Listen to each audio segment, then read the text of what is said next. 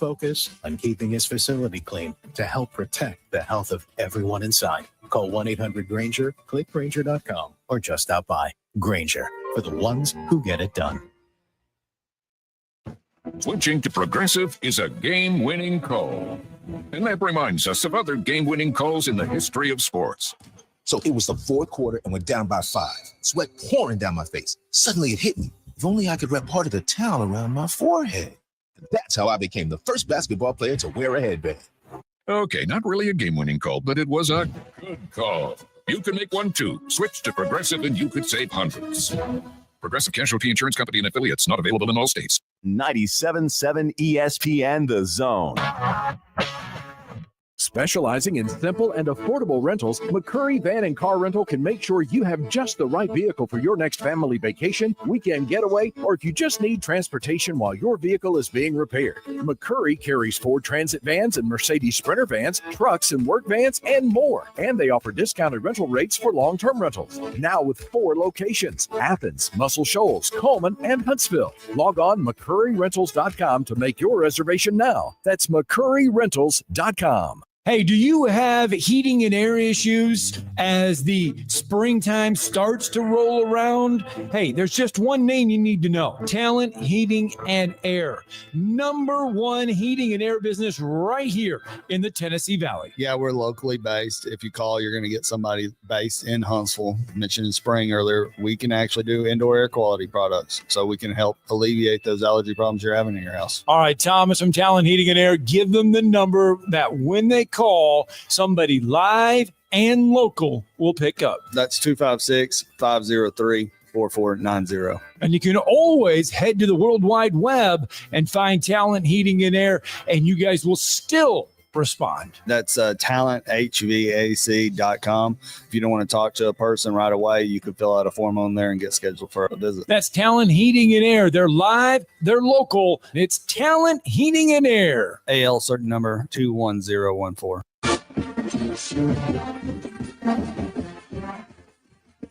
From the University of Alabama, this is Crimson Tide Today. It's a daily update on Bama sports, and it's brought to you by Conecuh Sausage, a true Southern flavor since 1947, and Conecuh is the official smoked sausage of the Crimson Tide. Order online at ConecuhSausage.com. Hello again, everybody. I'm Roger Hoover. Here are thoughts from Kalen DeBoer following Alabama football's first spring practice of the year on Monday. Before we get into questions and stuff and so forth, just want to, because I know you guys are all wanting on the updates with some guys injury-wise. So I'll just read off the ones that will be out for the spring. A couple guys that are limited to and a couple that are full go. Alex Asparuhoff, he'll be out. David Bird will be out. Long snapper. Bubba Hampton will be out.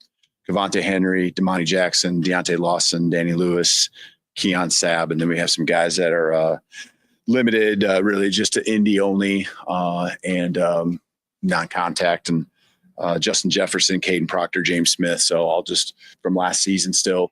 I'll have more in a moment. Favorite jeans, favorite shirt.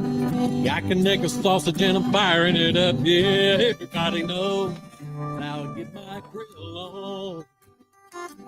You can smell that flavor up and down the road. It's a little taste of heaven. Everybody knows. I get my grill on.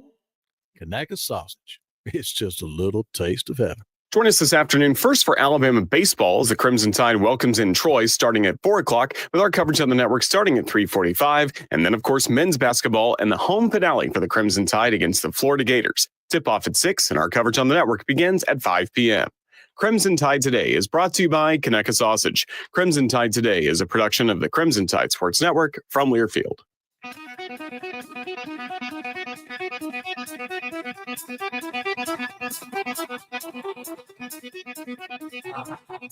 Welcome to Talkin' Ball with Scott Tyson and Drew DeArmond. Call into the Neighbors Wealth Management Hotline now, 256-576-4977. That's 256-576-4977. Now, here's Scott and Drew.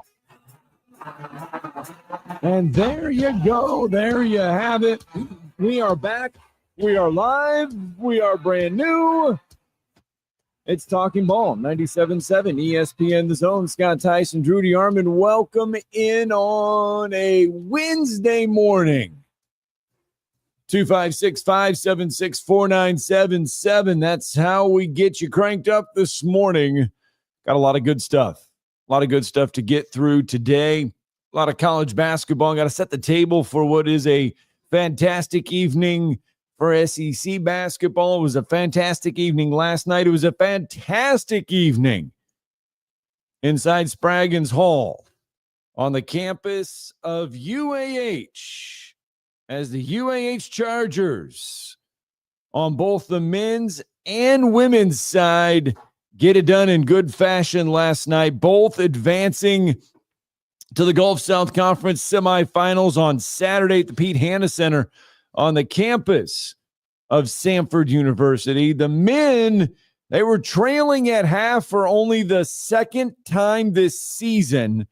The first time happened against Nova Southeastern in game one. Hadn't happened since then. Chargers shoot 66% from the field in the second half, get their 28th straight victory, 86-67 over the Lee Flames. Tommy Murr, your Gulf South Conference Player of the Year, 26 points, 10 of 18 from the field, 4 of 5 from behind the arc in the win. Blake Campbell, double-double in the victory. Daniel Saylor, 14 points, 8 rebounds, and a block on the night. So the men get it done. And before that, the women, for the first time since 2020, they are through to the semifinals. 76-57 with a win over Auburn Montgomery. Chargers on the women's side, they're going to take on Lee Saturday at 2:15. That is the women's play. The men, they're going to get Delta State Saturday at 5. Yeah, it was quite an evening over at Spraggins Hall. I enjoyed it. The ladies methodically put it away. I thought Alexis Woods was outstanding off the bench. She didn't start the game. She certainly finished it. They couldn't really handle her inside at all. I thought she did a great job. I just thought from the standpoint of the perimeter, I thought UAH did a really nice job of attacking, Auburn Montgomery and in containing number 3, which, Coach, Alan Sharp talked about that yesterday. I think she was the leading rebounder in the league coming in. And they did a good job of containing her and making Auburn Montgomery work. Auburn Montgomery, not a great shooting team, and I think they did it. So I think UAH did a good job defensively in getting that win. It's a big win for the ladies program because now for the second time they get a chance to move on to the semifinals of the Gulf South Conference tournament. I think they're getting Lee from what they were telling me last night. That's what we just said. So I was going to say, I thought you just pointed out it was going to be Lee they were going to play. And then I think for the men, I just thought Tommy Murr was outstanding in the second half. Figured I was going to get barred at halftime, since it was 36-35. They were losing at half for the first time all season at home, and I happened to be in the building. But thank goodness that they had a good second half. They really dominated half two. And Tommy Murr was tremendous, kind of capped off by that off-balance 3 made with the shot clock winding down. It's just Tommy Murr. I mean, he just knows how to score. He got the shot off. And then I thought Blake Campbell was outstanding with the pace that he played with. He made really good decisions. He was able to get to the rim. And then Daniel Saylor, who was not deemed good enough to be first-team all-conference by morons, dominated the lane in the second half with 14 and 8. Yeah, that's the biggest takeaway from the whole thing. Yeah, I mean, that was pretty much the buzz before the game, wow, he's not even first team all conference, even though he's leading the nation in field goal percentage. Leads the nation in field goal percentage, top 10 in the country in blocks. He's had 11 double-doubles this season. And not only is Daniel Saylor not first team all Gulf South Conference, Daniel Saylor and Blake Campbell never won a Gulf South Conference regular season Player of the Week award. Oh yeah. I heard that running joke on a couple of the broadcasts about because Blake Campbell had some unbelievable performances and a couple straight 3 straight 30-point games. Yeah, but he wasn't deemed worthy of being and yet I'm sure that the conference office would have, if they could have, may have rescheduled UAH for some more back-to-backs with in different states. Yeah. They could have got away with it. But again, I mean, good job by UAH winning the game. And now I believe they have Delta. We were checking the scores last night. I believe Delta State won. Yes, we just had Saturday at 5:00. Yeah, They will take on Delta. That's what I was thinking. So just checking the score. I thought you had said they were playing Delta. So I was just talking to Lamar Futch last night, just checking the scores because I knew that was the winner that they got. So Delta State. And I guess that was considered a mild surprise. Yeah, because Delta had to go on the road to beat Trevecca. Yeah, and Trevecca had been playing. Yes, they've been really good at home. And Kevin Campbell, with his ties to Lenny Acuff and everything there at Trevecca, they were good. Just come up short there. So yes, but Delta had been playing really, really good basketball down the stretch. And they were a veteran coach. He used to be at Christian Brothers. I know he's like a GSC guy, so yes, he's they're usually pretty good. So it wasn't a stunning upset by any stretch, and I think from talking to people in Spraggins Hall, that loss for Trevecca could be really damaging. They might not get into the NCAA tournament. Montevallo got a win last night. Yeah, they did, and so that pretty much will send Montevallo into the tournament because they will keep Trevecca out. Yes, and now they get a rematch with Valdosta. So it looks like the Gulf South Conference more than likely will get 3 into the NCAA tournament: UAH, Valdosta, and Montevallo. And so because that's where he used to coach. So Delta State is trying to steal a bit. Yes, in other words, yes, they're trying to steal. Yeah. All right, 256-576-4977 is the number of the phone lines. Talent Heating and Air helping us kick off hour number 1. Make sure you let their talent work for you. You can give them a call, 256-503-4490. It's Talent Heating and Air. They're serving Huntsville and the surrounding areas.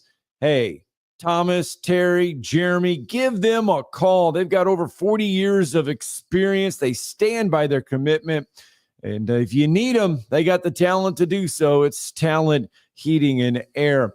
SEC college basketball from last night. The Auburn Tigers on the road taking on Texas A&M.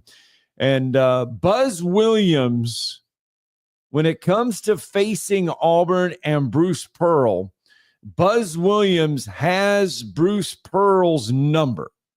Because after last night's 83-72 setback, Texas A&M knocks off Auburn 83-72, despite Tahad Pettiford's 6 3-pointers, 19 points. Auburn did play without Denver Jones last night. Buzz Williams is now 6-2 all time against Bruce Pearl in SEC games, and he is now 3-0 against Bruce Pearl inside Reed Arena on the campus there of Texas A&M. But Bruce Pearl made no bones about it. They got beat.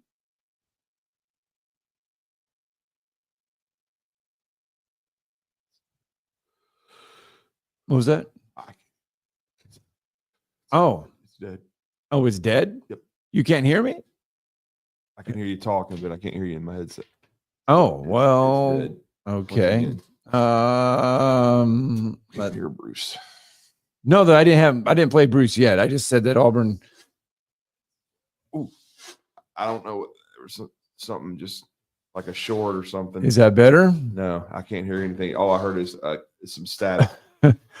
All right. I tell you what, let's get a first break in here. When we come back, we'll figure out what's going on here in the studio. It's Talking Ball 97.7 ESPN The Zone. You're listening to Talkin' Ball on 97.7 ESPN The Zone. Got some traffic signals along Pulaski Pike that are flashing this morning. They're trying to get those back online. And we got one accident in Morgan County near Hartselle, 36 and Cutoff Road. I don't think there's an injury involved, but there is a lot of debris in the roadway. Are you over 35 and overweight? 7 different hormones can make it impossible for you to lose weight. Find out with a free quiz at 2030huntsville.com. Captain Nick in the Valley Skywatch Traffic Center. Tom Luganville here for my friends at Woody Anderson Ford. Bobby White and his team take great pride in their service department, and you can see it the moment you walk into those beautiful new service lanes. And just like a championship team, they all work together to make sure your experience is second to none, whether you drive a Ford or not. Also, check out the gold certified pre-owned inventory at Woody Anderson Ford for great deals every day. Stop by and see them at Jordan and Sparkman or at Woody Anderson of Madison on Hughes Road, or visit WoodyAndersonFord.com. I'm here with Stan McDonald of Jacob Title. Stan, I've heard that every real estate closing at Jacob Title is a very big deal. Why is that? Wes, I'm reminded of a very impactful statement that I heard from Coach Gene Stallings years ago when he talked about big games and little games. He said he didn't like that comparison. He says, because try losing one of those little games. And if you ever do, it ends up being the biggest game all year long. Well, it's the same thing with real estate closings. Every game, every closing is a very big deal at Jacob Title, because when it's your closing and your contract on the line, it's a very big deal. And we understand that at Jacob Title. So it sounds like whether your client is a first-time residential buyer or a multi-million-dollar investor, they can expect your A game. That's exactly right. As a matter of fact, when you bring your real estate closing to us at Jacob Title, we understand it's all about trust and confidence. And when Stan McDonald tells you that a chicken dips snuff, you can look under his wing for the box. And like Beams likes to say, there's no doubt about it. SportsMed is the official team physicians of the Rocket City Trash Pandas. And if the pros trust SportsMed, you can too. SportsMed provides every service you might need for complete orthopedic care, specializing in orthopedic surgery, sports medicine, joint replacement, spine surgery, neurosurgery, and podiatry. And they offer their own brace shop, in-house full-body MRI, physical therapy, walk-in clinic, and so much more. 4 locations and on the web at sportsmedalabama.com. By now, you know about Eagle Masonry and Insulation, and maybe you know that Eagle also does landscaping and dirt work. But how about after paint work? Shower doors, shelving, and mirrors, all taken care of by Eagle, the same Eagle that takes care of all your masonry, insulation, and landscaping needs. Eagle brings the same level of expertise to all these disciplines, and they're ready to provide you with a free quote. The website is the same, insulatewitheagle.com, as is the phone number, 256-755-1556. Give them a call and see what Eagle can do for you. Eagle saves you time. Eagle saves you money. Here in North Alabama, barbecue is a part of what makes our home so special, and great barbecue from Lawler's makes it just that much better. Since 1978, Lawler's has been serving up their delicious barbecued pork, ribs, chicken, ham, and turkey for generations of family get-togethers. Recognized as the best barbecue joint in Alabama for 2 years in a row, Lawler's is thrilled to share their award-winning barbecue for your next family meal or catered event. Order online or stop by any one of their 14 area locations. Lawler's Barbecue, cooked slow, served fast. We aren't a winning school. We are a championship school, and we make legends. Join the Crimson Tide as they look to continue to rise to the top of the NCAA basketball mountain. Every game, all season, right here on your home for Alabama basketball, the Crimson Tide Sports Network from Learfield. Conference USA is bringing its premier basketball event back to the Rocket City. Don't miss the 2025 Conference USA Basketball Championships, March 11th through the 15th at the VBC Probst Arena, featuring 20 men's and women's basketball teams playing 18 games with CUSA titles and NCAA automatic bids on the line. Find out who's going to be putting on their dancing shoes. Tickets as low as $40. Visit Ticketmaster.com today to experience Conference USA hoops in the Rocket City, March 11th through 15th. Attention, attention, may I have the camp's attention? Your home of the college football playoffs. Playoffs? Is 97.7 ESPN The Zone. Playoffs? Playoffs?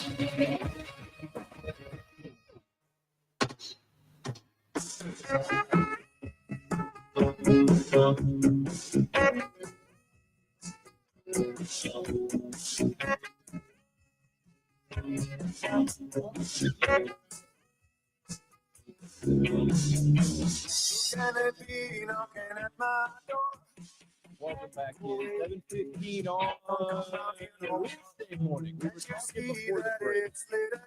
We were talking about the Auburn Tigers. And I'm not feeling right. All I wish to be alone. Not hearing you now.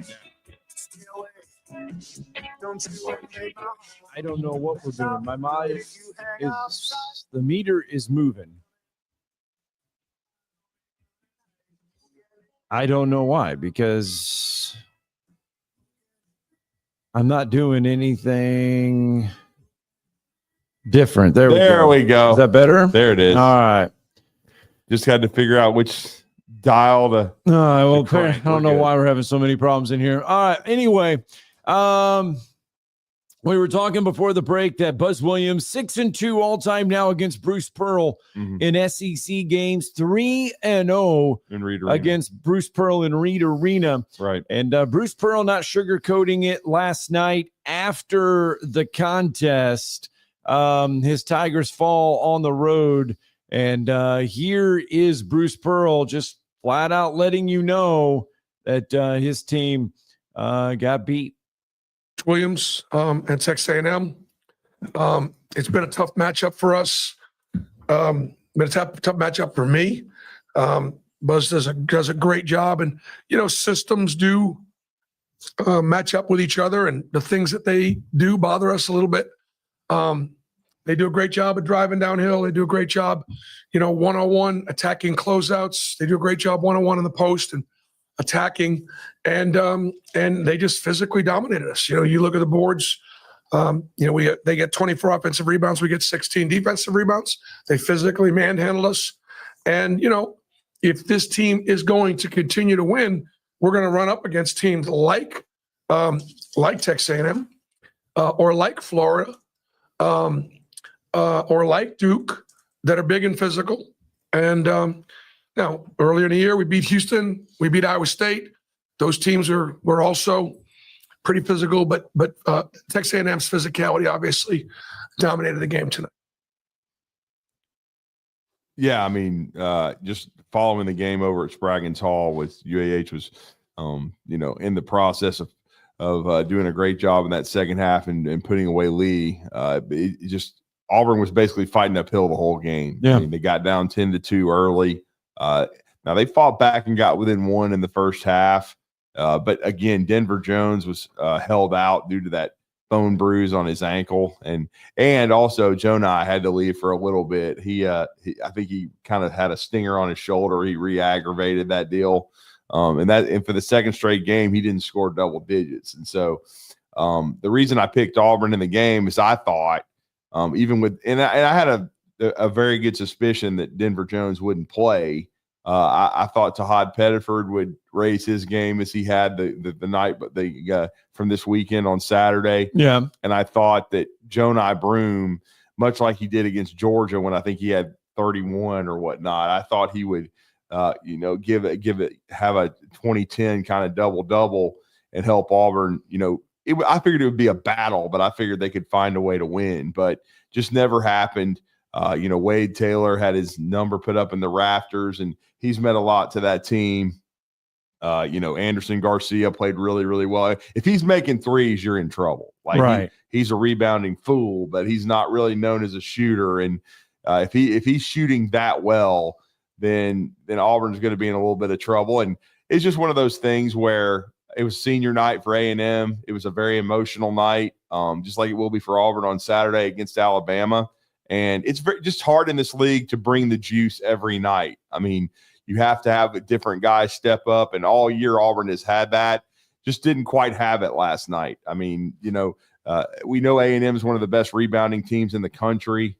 They do a great job on the offensive glass. You just heard Bruce Pearl talk about that, giving up 24 offensive rebounds and just really getting manhandled on the glass overall. And A&M needed the win. I mean, they had not been playing that well down the stretch. They're still very much in the NCAA tournament, but they needed to get another signature win and get themselves going and some positive momentum in Nashville, because right now they're probably on that seed line where you at one time they were at 2. With Joe Lunardi, but they've kind of been trending down. I think we talked about that yesterday. So he has them. Let's see if I can find as of yesterday. Now this was yesterday before Auburn. Yeah. Where does he put Texas A&M on the seed line?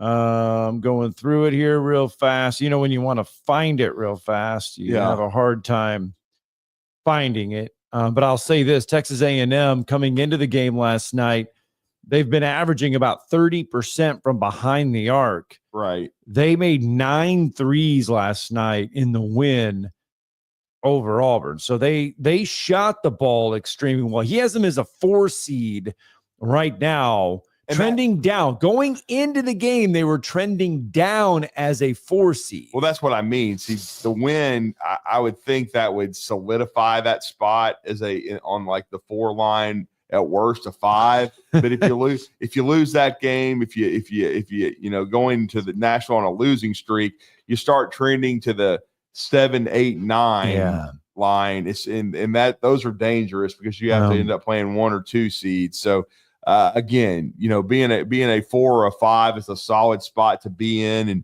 certainly I think Buzz Williams got it done. And I agree with Bruce Pearl. I think Buzz Williams is a very difficult matchup. Alabama certainly had a war down there that they had to win. That was the game with all the fouls that nearly lasted 3 hours. Right.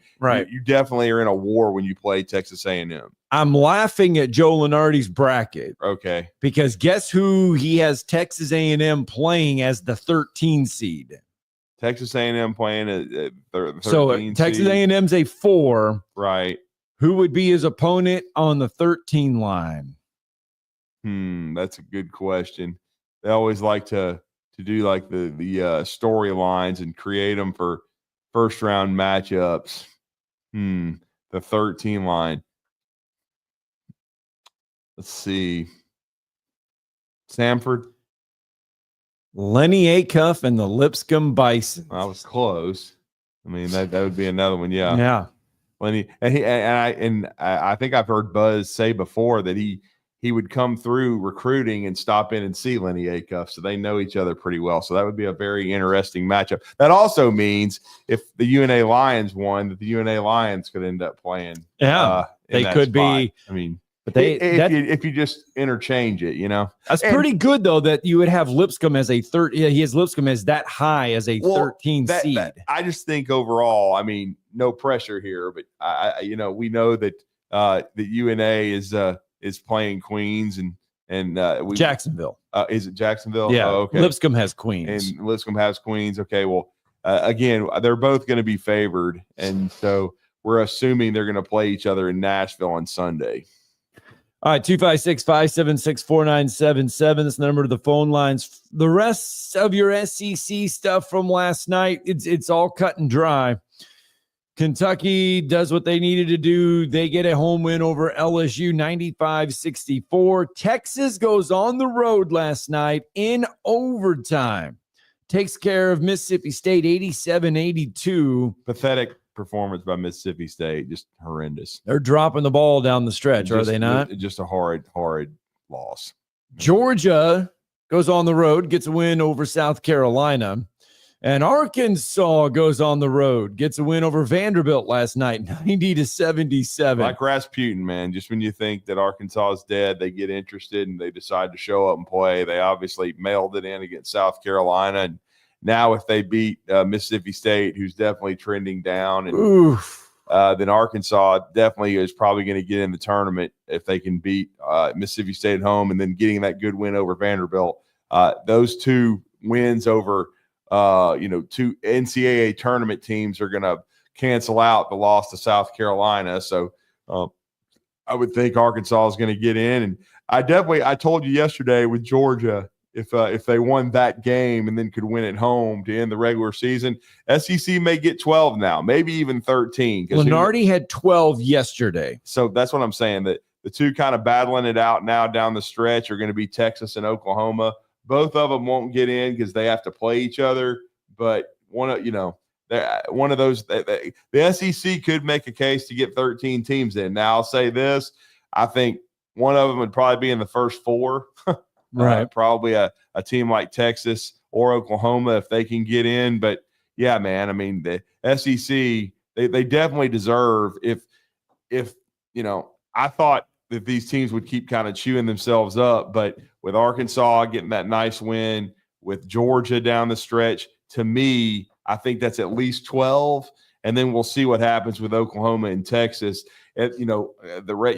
Going in the rest of this week, because Oklahoma's still got 2 games this week. Texas, I believe they're wrapping it up with Oklahoma on Saturday and the Red River rivalry. So, and then you'll have Nashville. But without a doubt, especially with how sad sack like the ACC is, to me, the ACC is a 3-bid league, maybe 4. Right. But I don't think the rest of the league, I think it's awful. So the SEC, I mean, they're going to get the most bids, but they may set a record. I mean, they could get 12. Maybe that's and it sounds insane, but maybe they could get 13 teams. I never would have thought it.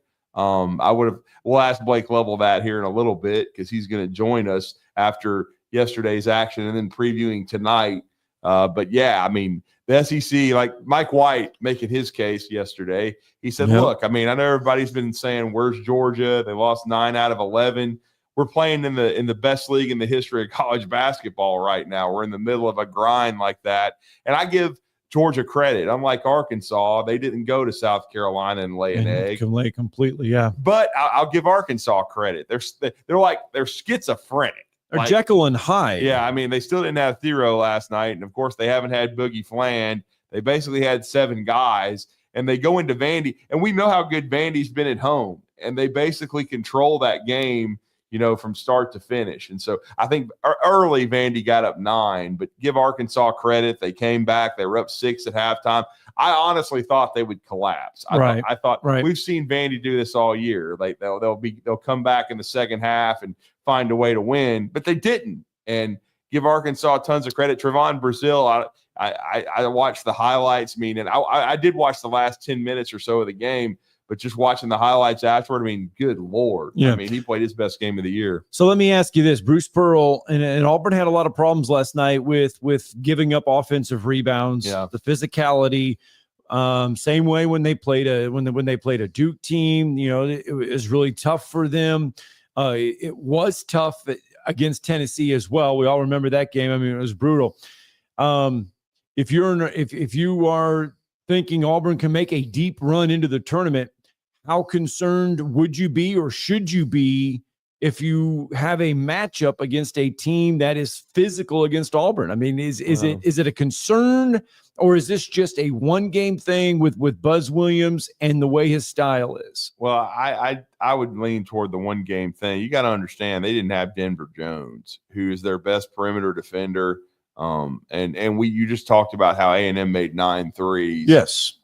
It wouldn't have been as easy on their guards if you have a healthy Denver Jones. So, and again, even a team as good as Auburn, who's had different guys step up all year, if you are without a key piece in a matchup, it can make a huge difference. And so Auburn, I think it was a smart thing to do. They got to have a healthy Denver Jones down the stretch. They've already clinched the 1 seed in the SEC tournament. They don't have to worry about, they're regular season champs. Everybody knows it. So if you needed to rest Denver Jones in order to have him down the stretch and much better health, and have him against Alabama on senior day and then going into Nashville, then I understand what Bruce Pearl's doing. It stinks to lose the game to A&M, but you got bigger fish to fry. And so I wouldn't be overly concerned about that. I think they'll play hard, and they'll certainly have the juice when they play against Alabama. So, because that's going to be an emotional day. It'll be senior day for all those guys. And then they're going to want to try to get some positive momentum going into Nashville.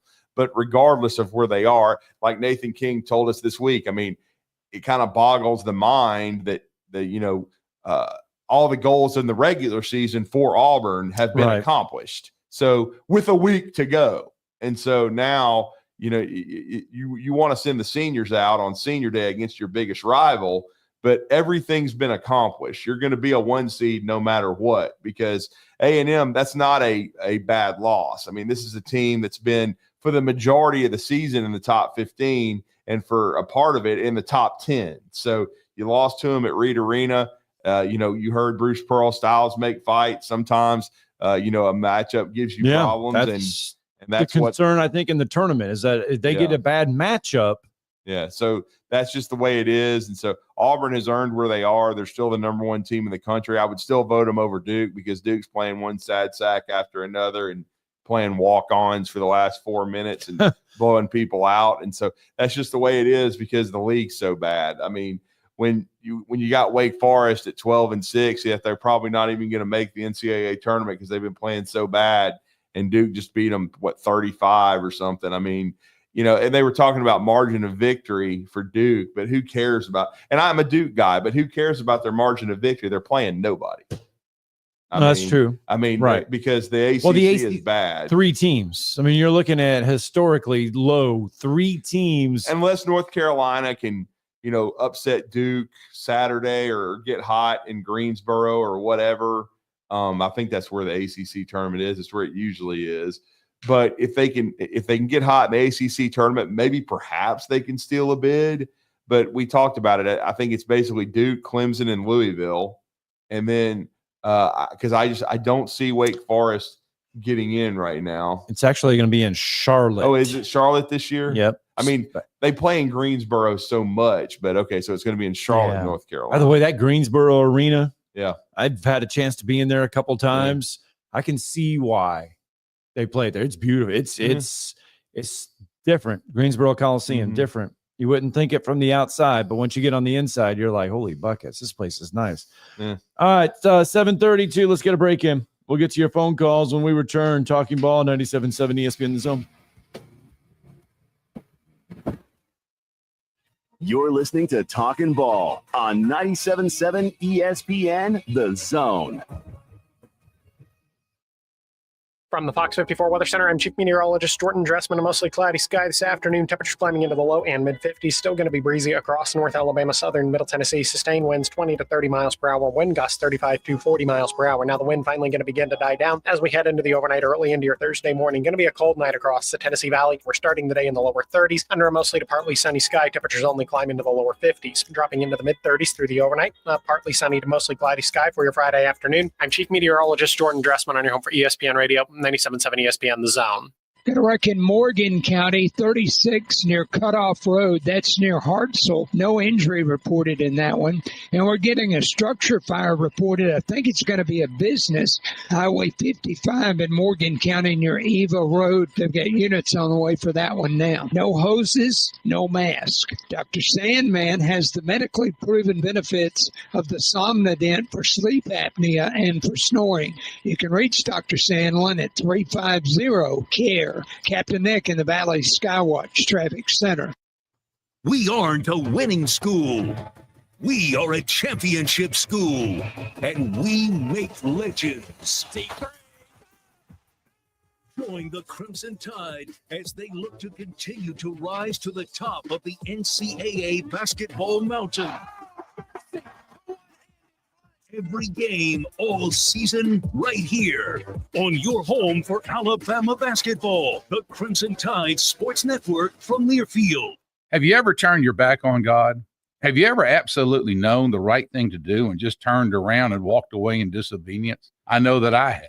Aren't we thankful for our great and merciful God who loves us and forgives us and remembers our sin no more? I'm so thankful that his mercies are fresh every day. I need that, and I suspect you do too. Hey, I'm John Dees, pastor of Cross Point Church, and if you're looking for a church home, come see us. We're smack dab across the street from the YMCA in Madison, and check us out at cpcfamily.org. If hunting and outdoor recreation are your passions, it all starts with the right property. That's where I come in. I am Bo Butler with Southland Realty and Auction, a hunting and recreational land specialist and a Jackson County native who sees land through a hunter's eyes. Just as you trust your guide on a big game hunt, you can trust me to find the perfect property for you. Thinking of selling? Let me help you make your land attract buyers. Remember, Bo knows land. Call me at 256-609-0512. Are you trying to find a new house? Are you trying to find the right loan? The right people to do your loan? Look no further than the Bank of Frank Ewing and Hazel Green. John Kendall, the Vice President of Mortgage with me. John, when they need a loan, and I say they, when people need a loan, it's about them. That's right, Scott. Our whole motto is it's all about you. We're going to be okay. You're the one making the investment. We want to make sure that you're taken care of. How do they find you?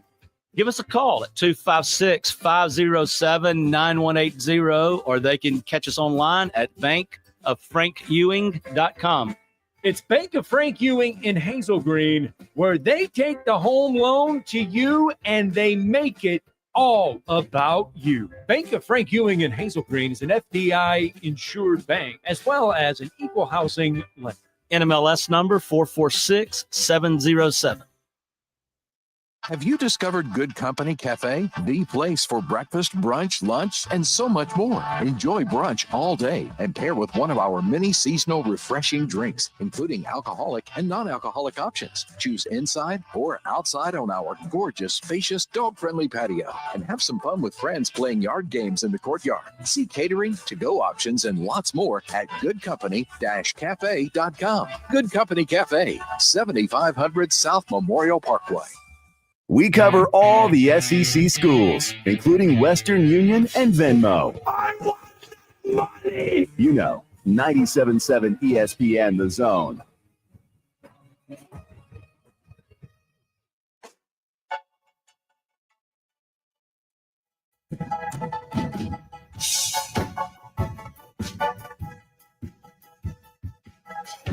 $7:37 Wednesday morning Talking Ball edition, 97.7 ESPN The Zone. Scott Tyson, Drew DeArmond, welcome back into the program.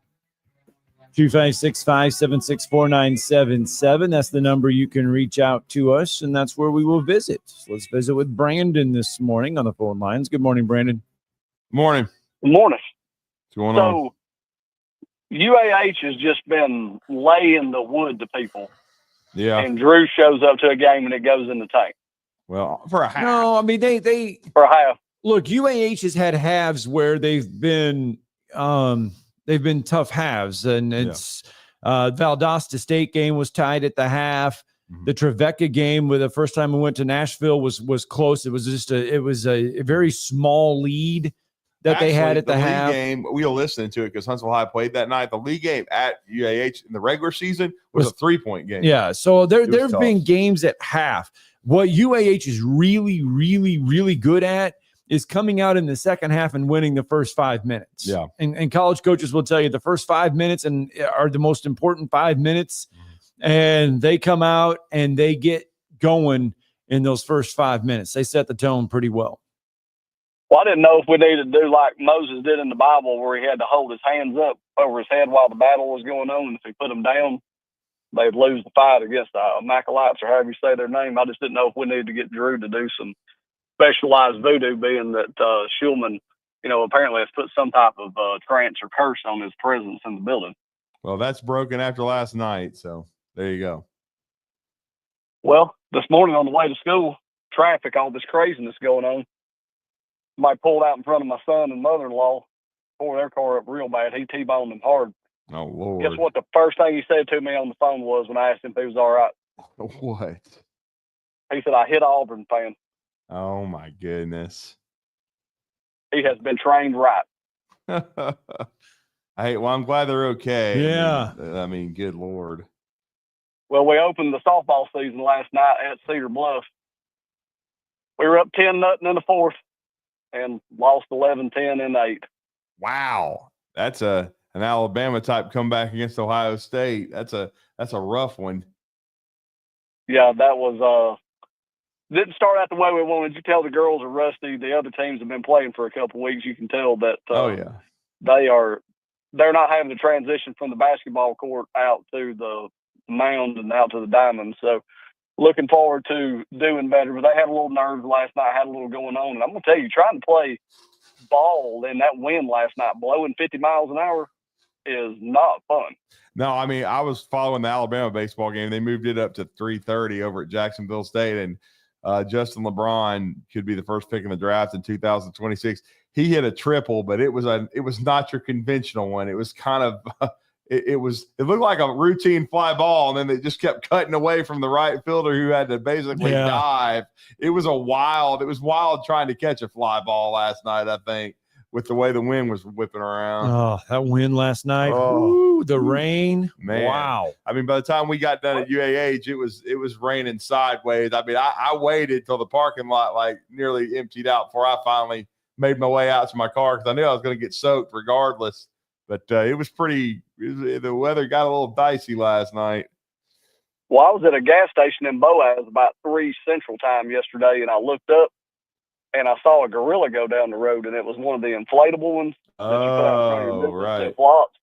And I said, well, it's getting real now. So there's a gorilla going down the road. So, and then the wind just kept getting worse the entire time during the softball game. And after the varsity game was over, they lined up. They were going to play the JV game. And I'm thinking, I don't think this is a good idea to take the field. It's pretty rough. And, I mean, you hit a ball and just immediately watch it curve. Yeah. I'm talking about curve 5, 6, 8 feet when it gets hit by the time it's over second base. I think that's when they need to call it. So, but gentlemen, have a great rest of the day, and I'm glad to know that Drew broke the curse.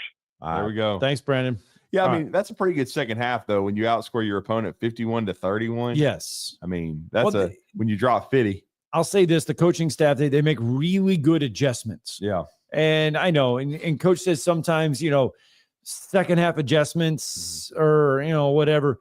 It really wasn't an adjustment as it was UAH just running the offense how it was supposed to be run. And Lee got sloppy, too. They had a ton of turnovers. Second half, and UAH, you give them credit for some of that, too. They defensively played a little bit better than they did in the first half. They just executed it. They executed the game plan better in the second half than they did the first half. Yeah. Jeff from the Borough is with us. Good morning, Jeff. Morning, Jeff. How's it going, guys? How about town last night? I guess, pretty much took band to the woodshed. Well, better than scoring 14 points in the first half like he did against South Carolina. They got a good shot to get in now if they can win on Saturday against State at home, and you'd think they'd be favored inside Bud Walton. Nah, but not we'll see. But and Auburn couldn't handle Prosperity. Just couldn't handle it. Well, I don't think they couldn't handle it. I just they think sure as hell handled Kentucky and Rupp Arena. Well, Kentucky, that's true. But let me tell you something. We saw every minute of the game last night. With no technical difference on this one, Dave. We saw every. Let me guess. You watched every second of the Kentucky win last night over Sad Sack LSU. Every second. Enough of it to know LSU's terrible. I can tell you that. They are. They're awful. One of the two worst teams in the league. And enough to know that Auburn couldn't handle when you win the SEC 5 times with Joe Brooms jumping up and down, having ants in his pants when they win the SEC. That you can't handle Prosperity. Bruce the cheater, as we always say. Y'all have a good day. Yeah, it's pretty funny that a Kentucky fan would talk about cheating, consider they've been on probation more than any basketball program with Rupp the racist and everybody else coaching. And yes, he was a racist. That's when and the reason he was is because that's the way. That was the era of that he time. was raised. Yes. So he was very, slow to change, and he did eventually. Bringing in the great Leonard Hamilton, who's about to retire at Florida State. But again, a Kentucky fan talking about somebody cheating is a joke. Well, and here's the thing, too. That game last night. A joke, so what do you expect? Because he's a puke. That game last night for Auburn was probably the hardest one to play. Because you're coming off an emotional Saturday where you win the SEC regular season title. You go on the road, face Texas A&M. It's already a bad matchup. Yeah. And it was a tough matchup for Auburn last night. You don't have Denver Jones. And really, you're going to be up for Saturday because Alabama comes to town inside Auburn. It's senior day. That game there, you're going to be up for it. You're going to be ready to play for it. Mm-hmm. This one here, and you even said it yesterday, that game last night for Auburn was probably one of the hardest ones to play of the year because it means absolutely nothing. It does, and Kentucky meant something because it's the one thing Bruce Pearl had not done at Auburn. Now, he did it at Tennessee, but he had not won in Rupp Arena as the Auburn coach. And that's something that, you and I talked about, and that it just never really registered with me that he had checked off every box except that one. And he's whacked Kentucky over in Neville Arena, but he just hadn't beat them on the road. And so they were locked in for that because think about it. Denver Jones, in effect, has missed the last 2 games because he only played like 8 minutes or something against Kentucky. And they still beat the shit out of them. And I didn't even say it. See, that was awesome. I muted myself. You were close. I beat myself. You were close. But I did it. You did it. I don't know if I could do that again. I don't know. Well, we're not going to find out. We're not going to find out. I dumb button myself. And I'd only do that for a maggot like Jeff. So, But I mean, again, I just can't stand it when he comes in here and he says, and Bruce Pearl's history, we know about it. Okay? Right, We right, understand that. right. But calling someone a cheater when Kentucky has been on probation once, twice, 3 times, 4, I mean, I've lost count. Well, how many times they've been on probation. The thing is with Bruce they have Pearl, cheated though, for years in basketball. Cheated for years. You can talk about Alabama cheating in football. Okay, that's all well and good. But Kentucky is far from clean. They never really have been. But let's ask this, though. Bruce Pearl got in trouble for a barbecue and lying. Yeah, he lied. I mean, but no, he got in trouble before that too, though. For your boys, I mean, when he was working for Tom Davis, When he was working for Dr. Tom, yes, Yeah. he turned Illinois in for Right. recruiting violations. Deion Thomas. Yes. We know that. That's kind of how it started.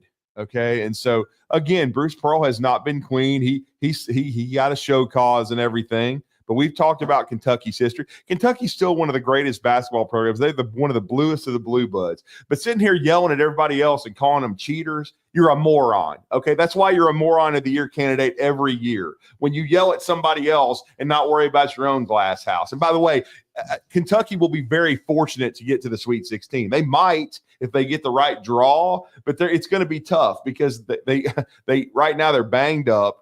They're not going to have Jackson Robinson the rest of the year. Oh, they beat LSU. LSU stinks. They're probably the worst team in the league now. Probably worse than South Carolina in a lot of ways. Big whoop. Who cares? Joe Lunardi's pod has Kentucky as a 3 seed in Denver, taking on Utah Valley in round 1, playing the winner of St. Mary's and Indiana in the second round. I'll ask you a question. Do they look like a 3 seed to you? No. I think they look more like a 6. They don't That's look just like me. a 3 seed. I don't think they deserve a 3 seed. I think that's ridiculous. The only reason they get in the 3 seed is because it's what's on the front of the jersey. That's all, that's the only reason they're doing it. There's no way in hell they deserve to be a seed right below Alabama. There's no way. Alabama beat that ass 2 times, just like I told him they would. Well, yeah, they would be, because right now he has Alabama as a 2 seed in the Raleigh region, facing South Alabama in round 1, and then Memphis and Baylor, the winner there. That's Joe Lunardi's bracket from yesterday. So for Bama, you're saying? Yes, 2 seed in Raleigh. That would be interesting, only because they played Memphis in an exhibition game, and you were there. It was very how interesting. many? 900 fouls and. The Don Daly was there, so what do you expect? 15 reviews and 65 fouls. So it is what it is. All right, let's get one in. We got to get a break in. We're going to wrap this whole hour 1 up coming up next.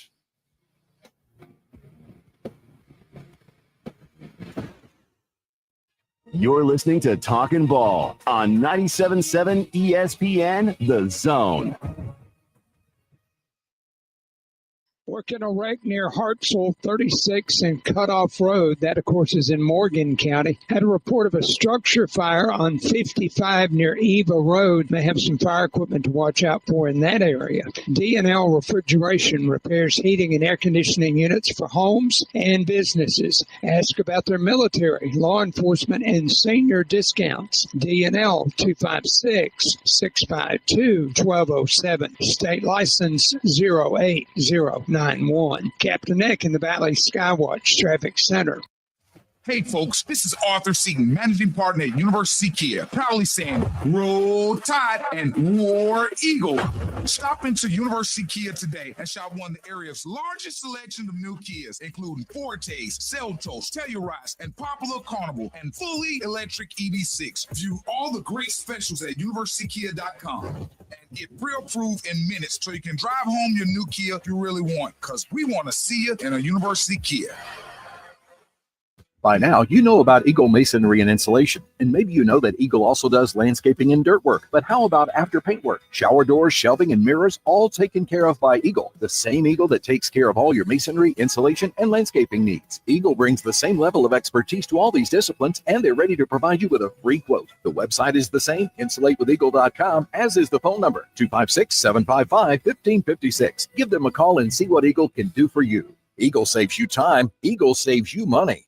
Specializing in simple and affordable rentals, McCurry Van and Car Rental can make sure you have just the right vehicle for your next family vacation, weekend getaway, or if you just need transportation while your vehicle is being repaired. McCurry carries Ford Transit vans and Mercedes Sprinter vans, trucks and work vans, and more. And they offer discounted rental rates for long-term rentals. Now with 4 locations: Athens, Muscle Shoals, Coleman, and Huntsville. Log on McCurryRentals.com to make your reservation now. That's McCurryRentals.com. Tom Abraham here for the Spring Home and Garden Show presented by the Huntsville-Madison County Builders Association, March 7th, 8th, and 9th at the Von Braun Center South Hall. And not only will you find celebrity guests, a family fun zone for the kids, and some great ideas and products for the home, you'll also find the Tom Abraham Show on location Friday at the Owen Home Appliance Center booth from noon to 2 on Friday, March 7th to help kick off the weekend. We'll see you at the Spring Home and Garden Show at the VBC. The Spring Home and Garden Show, March 7th through 9th.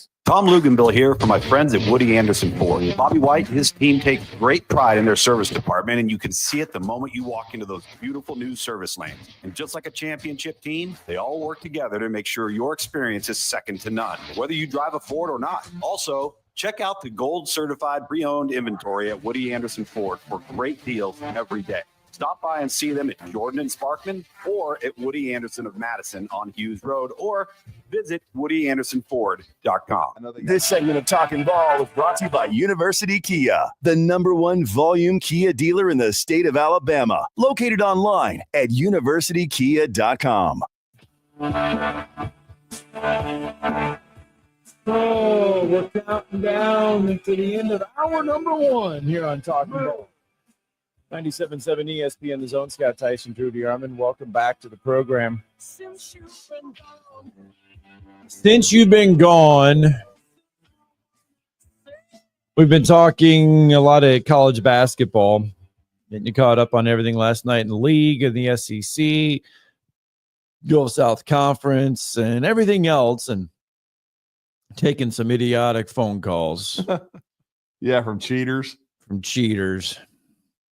That was a show, by the way. Remember that? Yeah, I remember that. It was on. It was. I always thought it was half scripted, but yeah.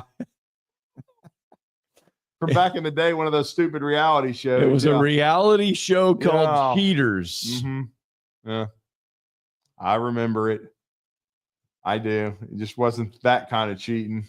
No, and I'm trying to. Yeah, are you trying to look up an old episode? Well, I don't know if we can. I don't want to play it because it's. Well, I mean, may they get used to- something, but it was from 2000 to, and it ended actually in 2021. Did it? It was on for 20. No, that show could not have been on for 21 years. No way. It says the series premiered on October 2nd of 2000 and ended in 2021. What?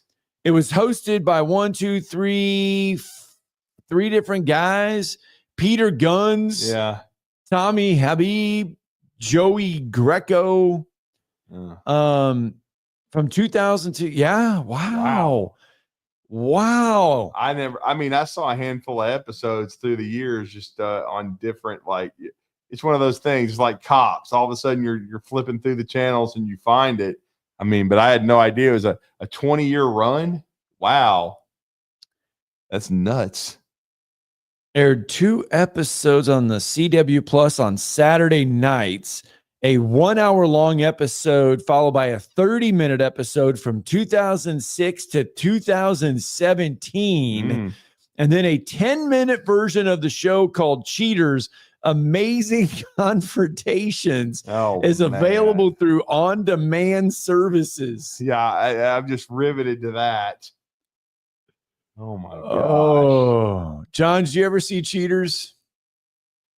I can't say that I did. No, I mean, I'm not really surprised by that. Basically, the woman or the guy, whoever caught red-handed. whoever thought the other one was cheating on the other, they would pay this service. Yeah. They would go, they'd get on the show and they would confront whoever while they were on a date with somebody else. I will say this. The shows I enjoyed more than that were the repo shows, like repossessing cars.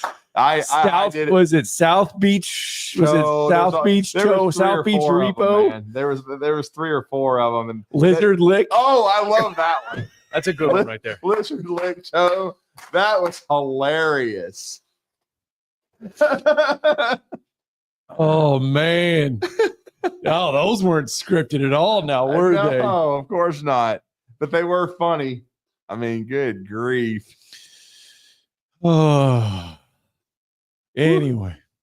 The life of a repo man. Could you do that? Hell no, man. I wouldn't want to do that to folks. I mean, geez.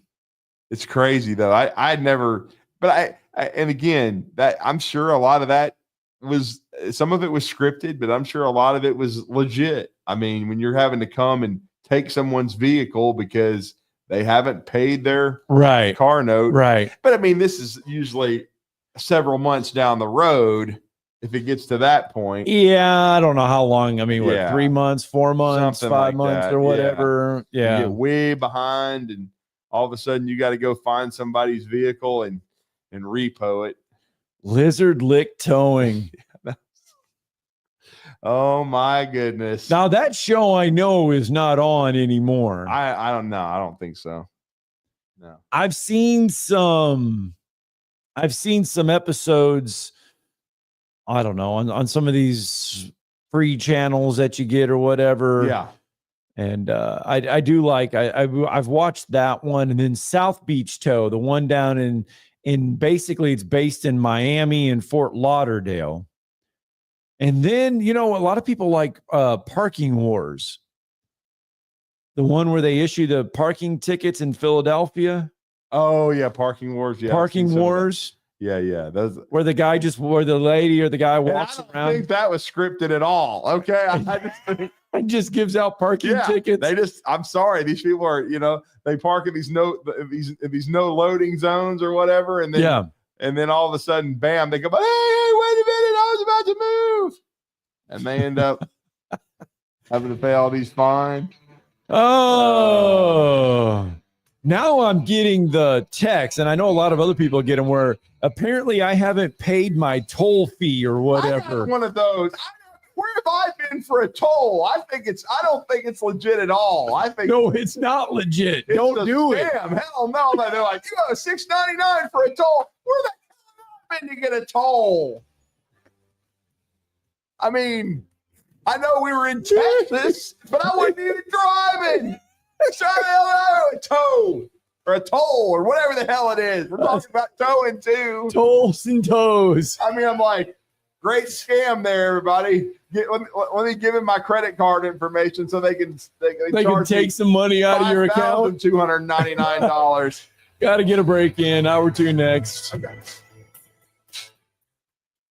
This is Brent Musburger's VSiN Action Update on 97.7 ESPN The Zone. AI-powered betting models to help you make sharper picks during March Madness. Free 7-day trial available now at rhythm.com. That's RITHMM.com.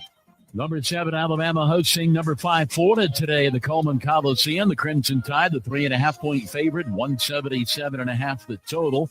4th-ranked Tennessee visits Ole Miss as a 3.5-point road favorite, 138.5 the total. Last night of the Southeastern Conference, 22nd-ranked Texas A&M as a 3.5-point home dog topples number 1 Auburn 83-72. Aggies were the 3.5-point underdog. College baseball coming up today. Alabama $2.30 favorite over Troy. The Trojans plus 175 in that midweek college baseball matchup in Tuscaloosa. For more, go to vsin.com. WCZN, Union Grove, Huntsville, Alabama. 97.7 ESPN The Zone. SportsMed is the official team physicians of the Rocket City Trash Pandas. And if the pros trust SportsMed, you can too. SportsMed provides every service you might need for complete orthopedic care, specializing in orthopedic surgery, sports medicine, joint replacement, spine surgery, neurosurgery, and podiatry. And they offer their own brace shop, in-house full-body MRI, physical therapy, walk-in clinic, and so much more. 4 locations and on the web at sportsmedalabama.com. This hour brought to you by SportsMed Orthopedic and Spine Center. Online at sportsmedalabama.com.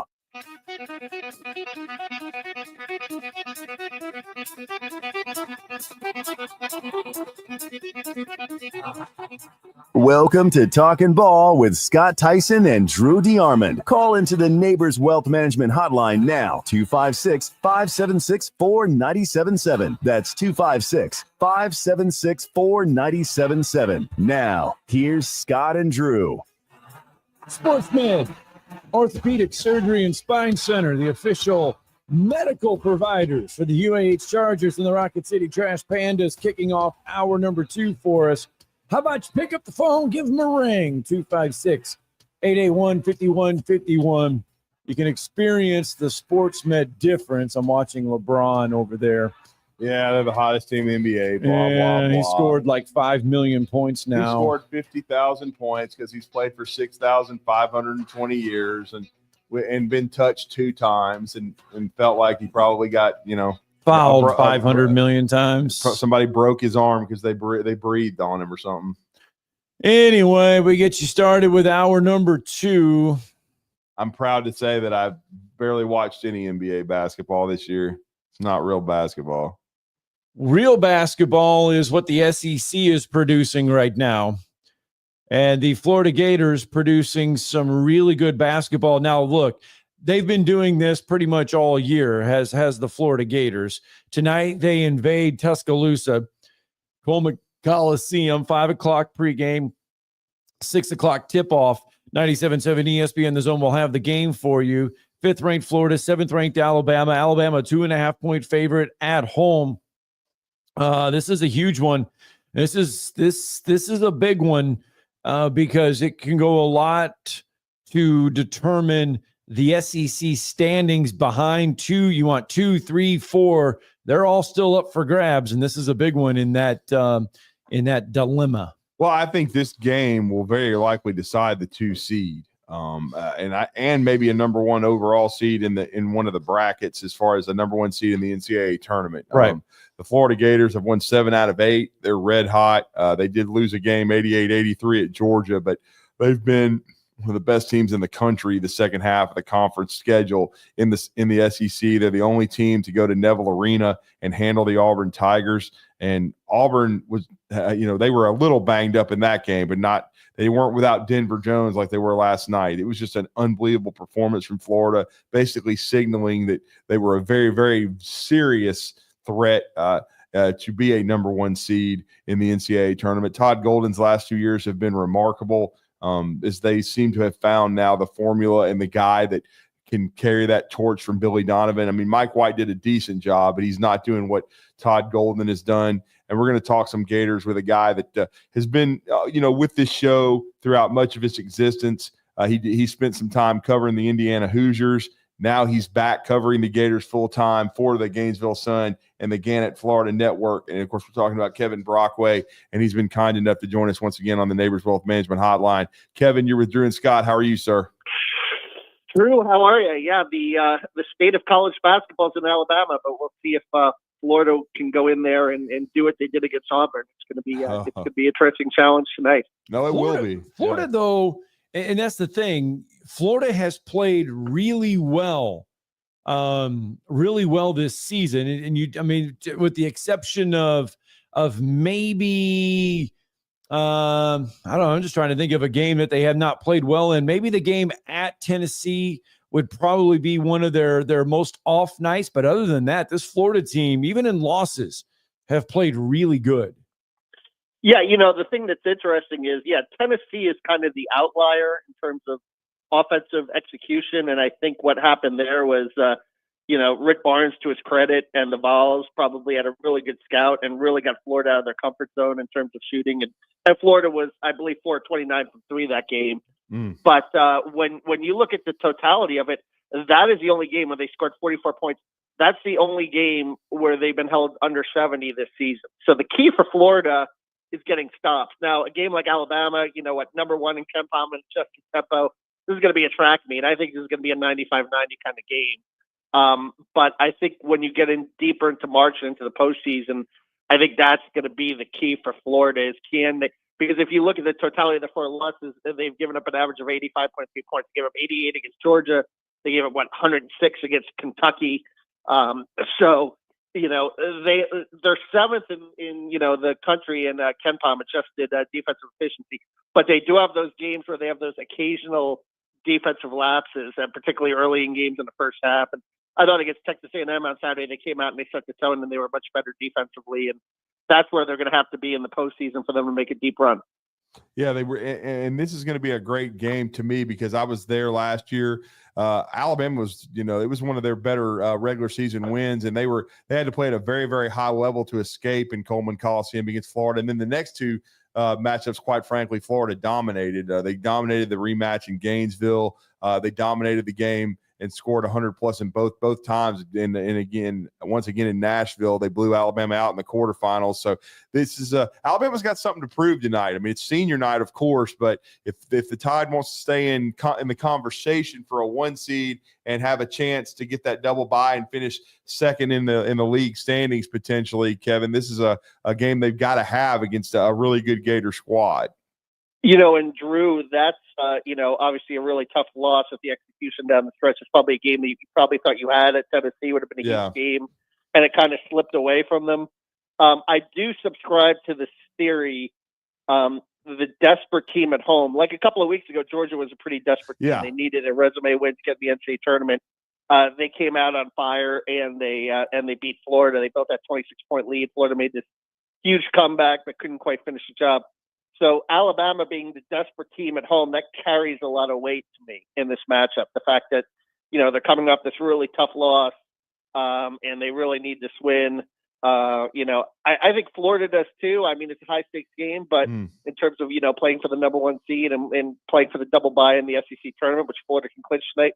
But I think at home, at senior night, the emotion of that is going to carry a lot of weight. And I think Alabama's going to, come out with a punch, and Florida's going to have to counterpunch.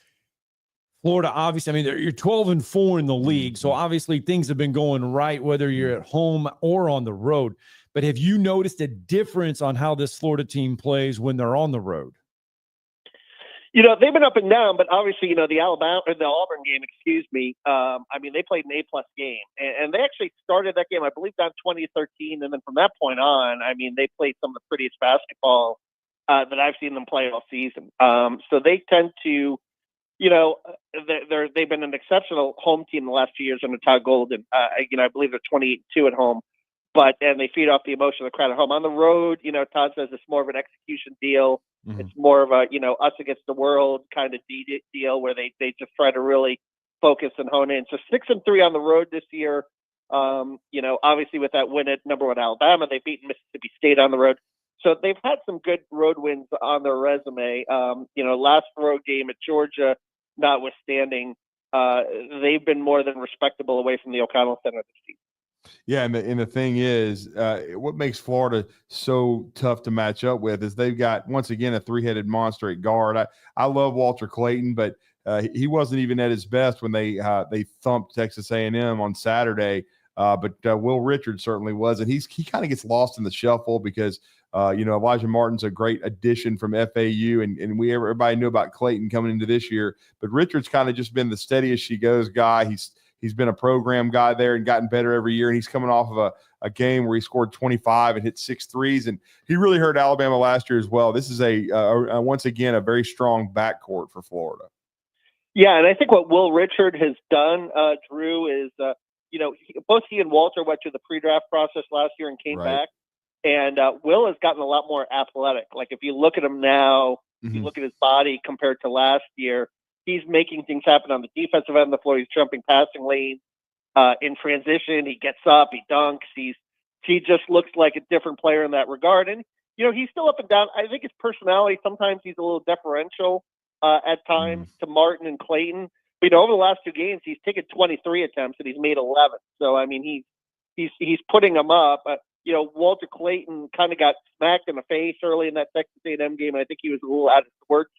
So they needed, Will Richard to step up, and he was terrific, particularly in the second half of that game. I think he scored 16 of his 25 in the second half. So, Will is a guy that, he's a 3-year guy. He's a leader. He's someone that a lot of the other guys look up to.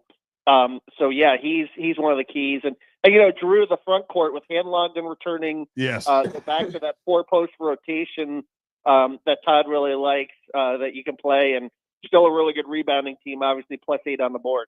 Yeah, they are. It's hard to believe that if a win tonight would give Florida 5 top 25 wins this season, the 4 already matched the total from last year, and it's the second most over the past decade for the Florida Gators. That just kind of tells you where Florida is at this year and how good this team has been.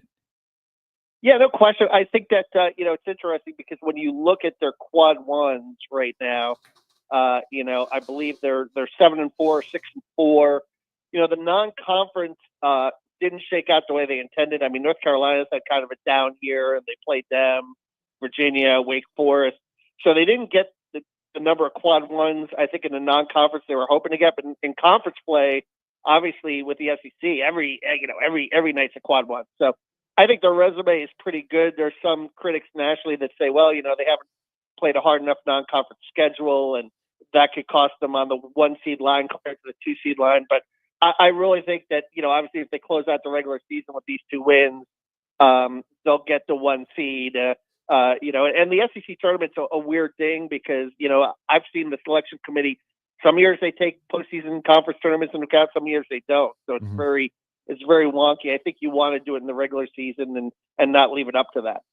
Well, yeah, no doubt. And it's going to be interesting too, because, Tennessee's traveling to Ole Miss tonight. We'll see if Florida and Alabama can get some help from Ole Miss, because you certainly, but I do think overall, I still say the top 4 teams have kind of separated themselves, and with Auburn already sewing it up, then you got Alabama, you got Florida, you got Tennessee in some form. They all may still get double buys. We'll see. It still looks like that could be a strong possibility.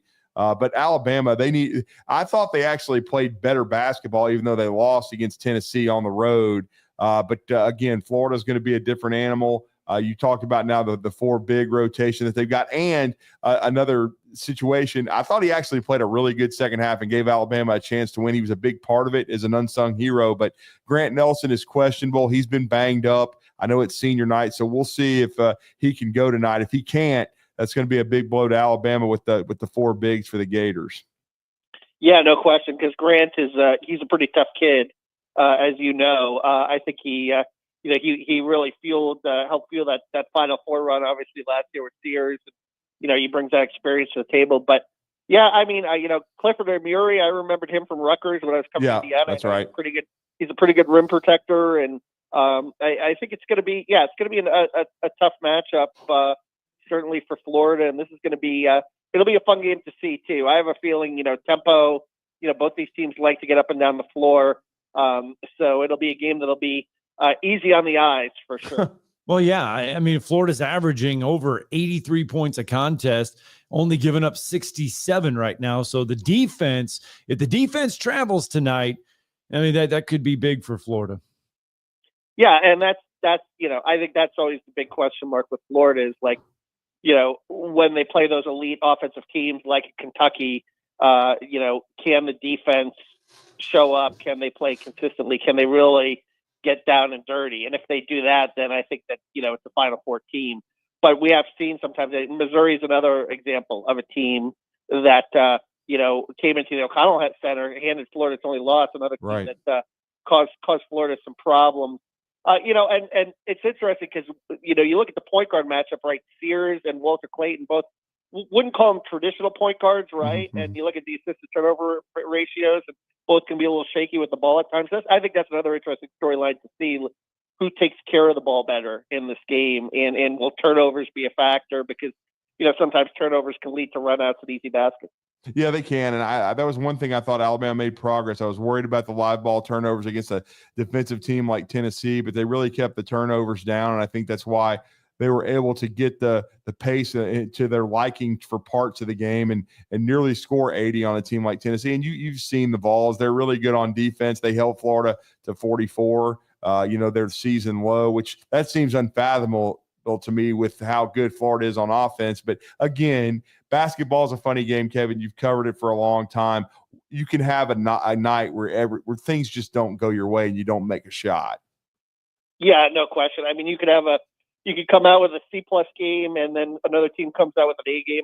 I thought that was kind of the instance in the Auburn game when they went up there, not to take anything away from Florida's effort, because they might have caused some of that. But I thought Florida, when they went up to Auburn, played an A-plus game, and Yes. Auburn might have played a C game that night. So, you factor that in too. You just never know with 18 to 21-year-olds. It's a crazy thing.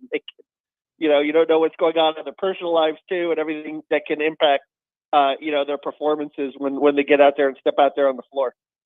And then with Todd Golden, the staff, you know him so well. What's his mindset going into this last week? They've got 2 games this week. They wrap it up in the O-Dome against Ole Miss, and then heading to Nashville. John Calipari always kind of downplayed the SEC tournament. What is Todd Golden's mindset going into it? And is he wanting to try to? Of course, is he just looking to keep stacking wins and get to this one line? I mean, what ultimately what is his mindset right now? Well, like a chance to compete. He talks about that a lot. It's interesting because when you take a look at last year, they get to the SEC tournament finals, right? And then Logden suffers that devastating injury in the SEC tournament finals. So there's some people that are wondering, well, do you, and he said, no, it's a chance to compete. You go out there, you do your best. I think he was a little upset last year, as I alluded to, that, their run to the SEC tournament finals didn't really affect them on the seed line much. They only went up from an 8 to a 7, where he thought that they should have gone up from a 6 to a 5. But all that being said, I think that he, I think he views it as a chance to compete. And the one thing that with Todd that's kind of refreshing, I had so many years covering Billy Donovan, and Billy Donovan was, we're just in the moment and so forth and everything like that. And Todd openly talks about going for a 1 seed. It's just different, but it's kind of fun. So, yeah, they're definitely going to come out with howitzers then. In your mind, and we're talking to Kevin Brockway as we're winding this up, previewing Florida traveling to Alabama tonight. If the Gators are going to get a win, which would be, like you said, they could pull off an ultimate, double take here. They've already won at Auburn. If they could win at Alabama, what's going to be the keys for the Gators if they're going to win inside Coleman Coliseum tonight? Yeah, get the stops when you need them. I don't think you're going to hold Alabama under 80 points, but you got to just be, when it really comes down to it. I predicted an upset 95-90 win for Florida. I think it's going to be one of those up and down games where you're going to see a lot of offense, a lot of scoring, and Florida's going to find a way. But maybe I'm being a homer here. Maybe I'm wrong, but we'll see. But I would definitely say in the gambling parlance, take the over, folks. Yeah, no doubt. I would definitely agree with that. No question. And right now, Alabama's a very slight 2.5-point favorite because of home court. I think that's it. But certainly, it's basically a pick'em game, and I definitely agree. I always 178.5. Yeah, I mean, I always try to say Alabama's. I said for Tennessee it'd be 85. If they hit 85, they were going to win. Well, they didn't, and they didn't win the game. With this Florida game, if they don't get 95 plus, I'm not sure they're going to win. So, and Kevin picked Florida 95-90. So if the Tide it doesn't get at least in the mid 90s in regulation, I'm not sure they're going to have a chance to win tonight. But it's going to be a fascinating one. I can't wait to be on press row. Kevin, are you coming up for the game, or are you going to be covering it from home? No, I'm gonna be up in Nashville, so we'll definitely get together, get some hot chicken or something, and it'll be good to see you, buddy. Yeah, it'll be good to see you in Nashville. Yeah, and let everybody know how to follow your coverage tonight, my friend. Yeah, Gatorsports.com, Gainesville.com, and at Kevin Brockway G1 on X. Thank you, sir. All right, thank you. All right, let's get a break in. Talking Ball 97.7 ESPN The Zone.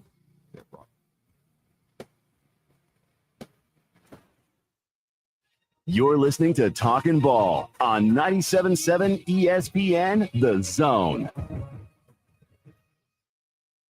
Got a wreck 72 eastbound at Hughes Road in Madison. Should be about ready to clear. That one on 36 at Cutoff Road near Hartselle in Morgan County also should be about ready to go. Had a structure fire reported 55 near Eva Road in Morgan County. Still may have some fire equipment there. Expert Heart Care backed by advanced technology. When you need cardiac care, you need the heart doctor. Dr. Randall Burns and the team at Huntsville Heart Specialists on Bob Wallace Avenue. Captain Neck in the Valley Skywatch Traffic Center. Conference USA is bringing its premier basketball event back to the Rocket City. Don't miss the 2025 Conference USA Basketball Championships March 11th through the 15th at the VBC Probst Arena, featuring 20 men's and women's basketball teams playing 18 games with CUSA titles and NCAA automatic bids on the line. Find out who's going to be putting on their dancing shoes. Tickets as low as $40. Visit Ticketmaster.com today to experience Conference USA Hoops in the Rocket City, March 11th through 15th. Are you tired of chasing a roofing contractor to show up on time or even show up at all? I'm Sam Fleming with Fleming Roofing and Restoration. Our motto at Fleming Roofing is we show up. Our goal at Fleming Roofing is to provide the reliable customer service that you deserve, and we have the resources to meet all of your roofing needs: residential, commercial, industrial, replacement, or repairs. We are manufacturer certified for roof coatings, single-ply membranes, and asphalt shingles. Whenever you need a roofing professional you can count on, call Fleming Roofing and Restoration. We are committed to finding the solution that meets your needs. We don't have quotas or heavy-handed sales tactics. Fleming Roofing, we have expert experience. We show up. Free estimates, residential, commercial, industrial, replacement, or repairs. Check us out at FlemingHSV.com. FlemingHSV.com. When you need a quick response, it's Fleming Roofing and Restoration. We show up. Forgiveness. Wow, what a word. What a gift. All of us have done things in our lives that we regret. All of us have done things that are disobedient. All of us have sinned and fallen short of the glory of God. Thank God for his forgiveness. Thank God that he separates our sins as far as the east is from the west and remembers them no more. Hey, I'm John Dees, pastor of Cross Point Church, smack dab across the street from the YMCA in Madison. Check us out at cpcfamily.org. Hi, folks. Bobby White back again for Woody Anderson Ford, inviting you to come test drive any one of our over 100 F-150s. From rock-solid, dependable work trucks to our state-of-the-art Platinum Series, we've got an F-150 for you. Test drive one today, and you'll understand why the F-150 is the best-selling truck in America, going on 48 years in a row. Just as successful offenses and defenses are built on teamwork, Woody Anderson Ford is powered by our people. Our sales and service teams are well-trained to save you time and money. And because we want your business again and again, no one will work harder to earn it. Our mobile service teams come to your home or business for oil changes, brake work, tire rotations, and more. And the great thing is you don't pay extra for it. We come to you with mobile service at no extra charge.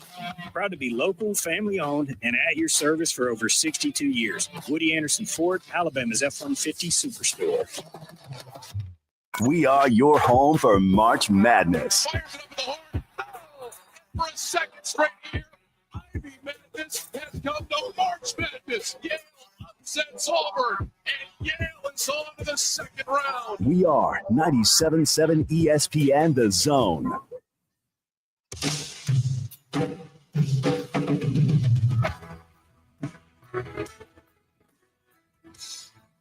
There you go. Little middle school dance. So coming up here in about another month, right? We're gonna have SEC spring meetings from Destin. Oh yeah, a little Bon Jovi, by the way. Spring meetings in Destin, and the biggest topic right now. And Greg Sankey was on Paul Feinbaum a couple days ago, right? And said the biggest topic going into spring meetings is going to be, and he said this. He goes, this year will be big. Will be this the talk about going to 9 conference games in the league. He was on Paul Feinbaum, and Greg Sankey is still trying to move to a 9-game schedule. He says, and I quote, "I'm one who said I really think we ought to be trying to move towards 9-game conference schedule. I think it can be positive for a lot of reasons. You can watch the interest around the conference games. But he also said we can't lose our opportunities, and that is in regards to the college football playoffs." He was not in favor of Nebraska canceling their series with Tennessee, Wake Forest canceling their future series with Ole Miss. He thinks that those games still should matter in play. He likes those ideas of playing those big games. but he still wants 9 conference games. But he says we also got to recognize the CFP selection process. And he says right now, coaches in the league are still concerned, and other coaches around college football are more concerned with the L's than they are with playing some of these games. Well, I mean, it's why you've seen Sankey, negotiating with the Big Ten. They're trying to, play. They want it because he does. He wants to play 9 conference games. Yes, but he would also like to have 4 spots guaranteed in the playoff, since they are playing 9 conference games. So it's almost like having your cake and eating it too. We'll see if it ever happens. I've always been in favor of more SEC games because, look, I understand the league is tough, but what are you getting out of playing these guarantee games besides giving a directional school a big chunk of money and making their budget for the year? To me, I would be more concerned about drawing fans to my stadium and wanting them to spend money on my campus and in my community. Now, you still draw fans for these games, but a lot of times, look, and of course, I know for these games against Mercer, tickets are $25, okay? If you play an SEC level game, that's going to triple in some cases or quadruple, whatever. Right. And I know it's expensive. But and look, until you get revenue sharing, it's NIL based. I still say though, look, here's my thought. If you don't want to spend the money to come to the game, guess what? There's going to be an SEC network. Pretty much every game is going to be on television. Yes. You can sit at home and watch it on TV if you don't want to, come to the game. And it's a free country. It's a choice. And again, I think it would help promote the interest, around college football if, there was 9 SEC games. And I agree with him on those series with, Nebraska canceling with Tennessee, and then Wake Forest canceling with Ole Miss. Yeah, because Ole Miss thumped them this year and everything like that. I don't think that you should be canceling those series. I think you should try to enhance your brand. I mean, if you're the ACC, you should want a shot at an SEC school and try to prove you can compete instead of going to play, East Carolina or somebody. No disrespect, but you're not getting as much out of that. That's almost why I think as the game continues to evolve, and I'm talking about college football, that they need to separate, the Power 4 almost from everybody else, and then have a group of 5 national championship, because I just think there's a gulf that's happening there now. As far as the nine conference games go, remember it was Kentucky and Mississippi State who really balked at the idea of playing 9 conference games. I remember Mark Stoops was just railing about it because he's worried about his record because he went 4-8 this year. So, I mean, but again, I understand where he's coming from, but I also understand too that, look, man, you either adapt or die, and either get better or you get worse. And Kentucky and Mitch Barnhart, they've done a good job of upgrading their facilities and upgrading their talent. Just get better. You know what I'm saying? I mean, I don't know why Mark Stoops can't figure out quarterback. I don't know why they can't get better offensively.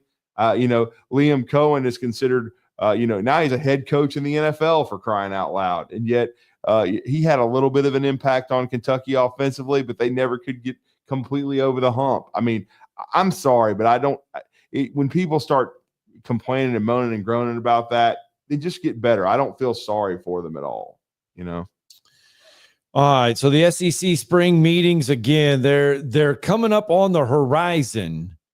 They're in Destin, Florida. So we'll see what comes out of it. We'll see what is, if anything. But Greg Sankey anticipates this year, because the schedules aren't set beyond 2026 in the Southeastern Conference. So that is why the 9-game conference schedule, again, will loom big this year at the SEC meetings. All right, let's get a break in, because Blake Lovell's got to join us on the other side. We'll get his take on SEC basketball next. You're listening to Talkin' Ball on 97.7 ESPN, The Zone. From the Fox 54 Weather Center, I'm Chief Meteorologist Jordan Dressman. A mostly cloudy sky this afternoon. Temperatures climbing into the low and mid-50s. Still going to be breezy across North Alabama, southern Middle Tennessee. Sustained winds 20 to 30 miles per hour. Wind gusts 35 to 40 miles per hour. Now the wind finally going to begin to die down as we head into the overnight, early into your Thursday morning. Going to be a cold night across the Tennessee Valley. We're starting the day in the lower 30s. Under a mostly to partly sunny sky, temperatures only climb into the lower 50s. Dropping into the mid-30s through the overnight.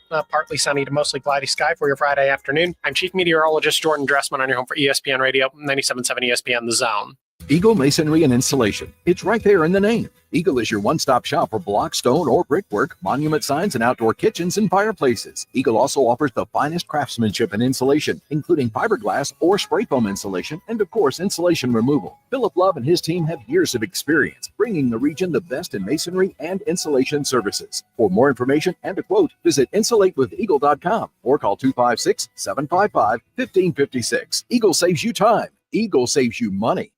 Specializing in simple and affordable rentals, McCurry Van and Car Rental can make sure you have just the right vehicle for your next family vacation, weekend getaway, or if you just need transportation while your vehicle is being repaired. McCurry carries Ford Transit vans and Mercedes Sprinter vans, trucks and work vans, and more. And they offer discounted rental rates for long-term rentals. Now with 4 locations: Athens, Muscle Shoals, Coleman, and Huntsville. Log on McCurryRentals.com to make your reservation now. That's McCurryRentals.com. There's power in caring when it is put into action. Each year, our bankers serve on nonprofit boards, support our local educators, and volunteer with our hometown food bank. I'm Bobby Humphrey, Vice President of Business Development for Bryan Bank, and community service is just not a line item in our mission statement. It's who we are. Because after all, Alabama is our home too. That kind of commitment to community might not be what you would expect from a bank, but it's exactly what you can expect from us. Give us a call or stop by one of our 2 offices in the Huntsville area and experience unbeatable service and legendary results. Bryan Bank Equal Housing Lender, NMLS ID 2428943, member FDIC. Hey there, Bob Baumhauer again. Baumhauer's Victory Grill is extremely proud to have recently received numerous awards, including being voted best wings in the state of Alabama. Other awards received include Best All-Around Restaurant, Best American Restaurant, #1 Sports Bar, Best Chef, Best Wings, and Best Dining Experience. Thank you for 43 legendary years, and we look forward to providing you an award-winning dining experience at every visit. Baumhauer's Victory Grill. Legendary fun, legendary food. Gunner's Landing is one of the Tennessee Valley's finest golf experiences. Just 35 minutes from downtown Huntsville, Gunner's Landing's 18-hole championship jewel is open to the public 7 days a week. Located in the foothills of the Appalachian Mountains, Gunner's Landing offers you a golf experience like no other. With beautiful Lake Gunnersville views throughout the round, Gunner's Landing is golf the way nature intended. Gunner's Landing's club repair shop offers a full range of services, including re-gripping and adjusting the lofts and lies of your clubs, even putters. Since the work is done in-house, your club will be returned to you in a timely manner, unmatched in the North Alabama area. It is Gunner's Landing. Schedule your tee time today at gunnerslanding.com. That's gunnerslanding.com. Want to save some money? I can take money and I can make it into more money. Just check out our zone deals online at 977ESPN.com. We are 977 ESPN The Zone.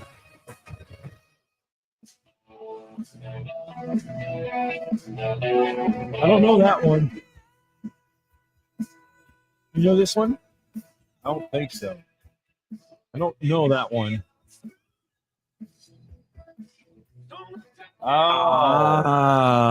Now that you say the outfield, okay, I hear it. Okay. Outfield had a specific type of sound, and I can hear it in that one. It sounds like Huey Lewis in the News light. A little bit, does it not? Yeah. I was a big Huey Lewis in the News. Oh, give me some Huey Lewis in the News all day long. Yeah. Tonight, SEC basketball, Alabama, Florida, Oklahoma, Missouri, Ole Miss, Tennessee. An interesting lineup. Last night, Joel and Artie again. Yesterday, 12 teams in the SEC field. That number just does not seem to be going down. Going up. Yeah. The SEC continuing to flex its regular season muscles on the hardwood. Now, the question is, will it translate into success in March when we get into the brackets, when we get into the NCAA tournament? Is it actually going to translate to success, or will the SEC just be full of madness when we get there? We're also staring down the SEC basketball tournament in Nashville. That is going to be interesting because the field, I know Auburn is on top, but to me, the field is all right there. Anybody could walk away with that win. At this point in time, certainly Auburn is still the prohibitive favorite. And they won the SEC tournament last year, but they are a little banged up. We'll see, what kind of mindset they carry into Nashville. Last year, they were trying to, I think, prove themselves, gain momentum going into the big dance. They thought they had, but the unpredictability of the bracket, with the matchup, they get Yale. We all know what happened. And so it's going to be interesting. Certainly, Nate Oates said yesterday their plan is to win the SEC tournament, because if Alabama did that, they'd be a 1 seed. But Kevin Brockway has the Gators winning tonight. If that happens, there's a chance Alabama could be on a 3-game losing streak heading into Nashville, because they're going to be facing a hornet's nest over at Auburn. But I actually think they're playing good basketball. I think they're going to find a way to beat Florida tonight on senior night. I have full respect and know how good Florida is. They've been playing outstanding basketball, but I think Alabama, and I'm going to say the magic number. I said 95, but I think Alabama is going to have to win like a 98, 92, 193 type game tonight inside Coleman Coliseum. It's going to be an up and down contest, and we're going to talk about that and more with our next guest. He is the college basketball guy on Southeastern 16 that covers the Southeastern Conference. He's one of my favorite hoop heads in the business. He's based out of Nashville, Tennessee. And, of course, we're talking about Blake Lovell, and he's been kind enough to join Scott and myself here on the Neighbors Wealth Management Hotline. Blake, good morning. Hey, guys. How are you? Good. Doing okay. good. All right. With the real Arkansas, please stand up. Yeah, I know. It's like one thing that I feel like Arkansas has done a good job of this season, and this is kind of what we've always said about Cal, is he's not bad at the motivation tactics. Yeah, and right.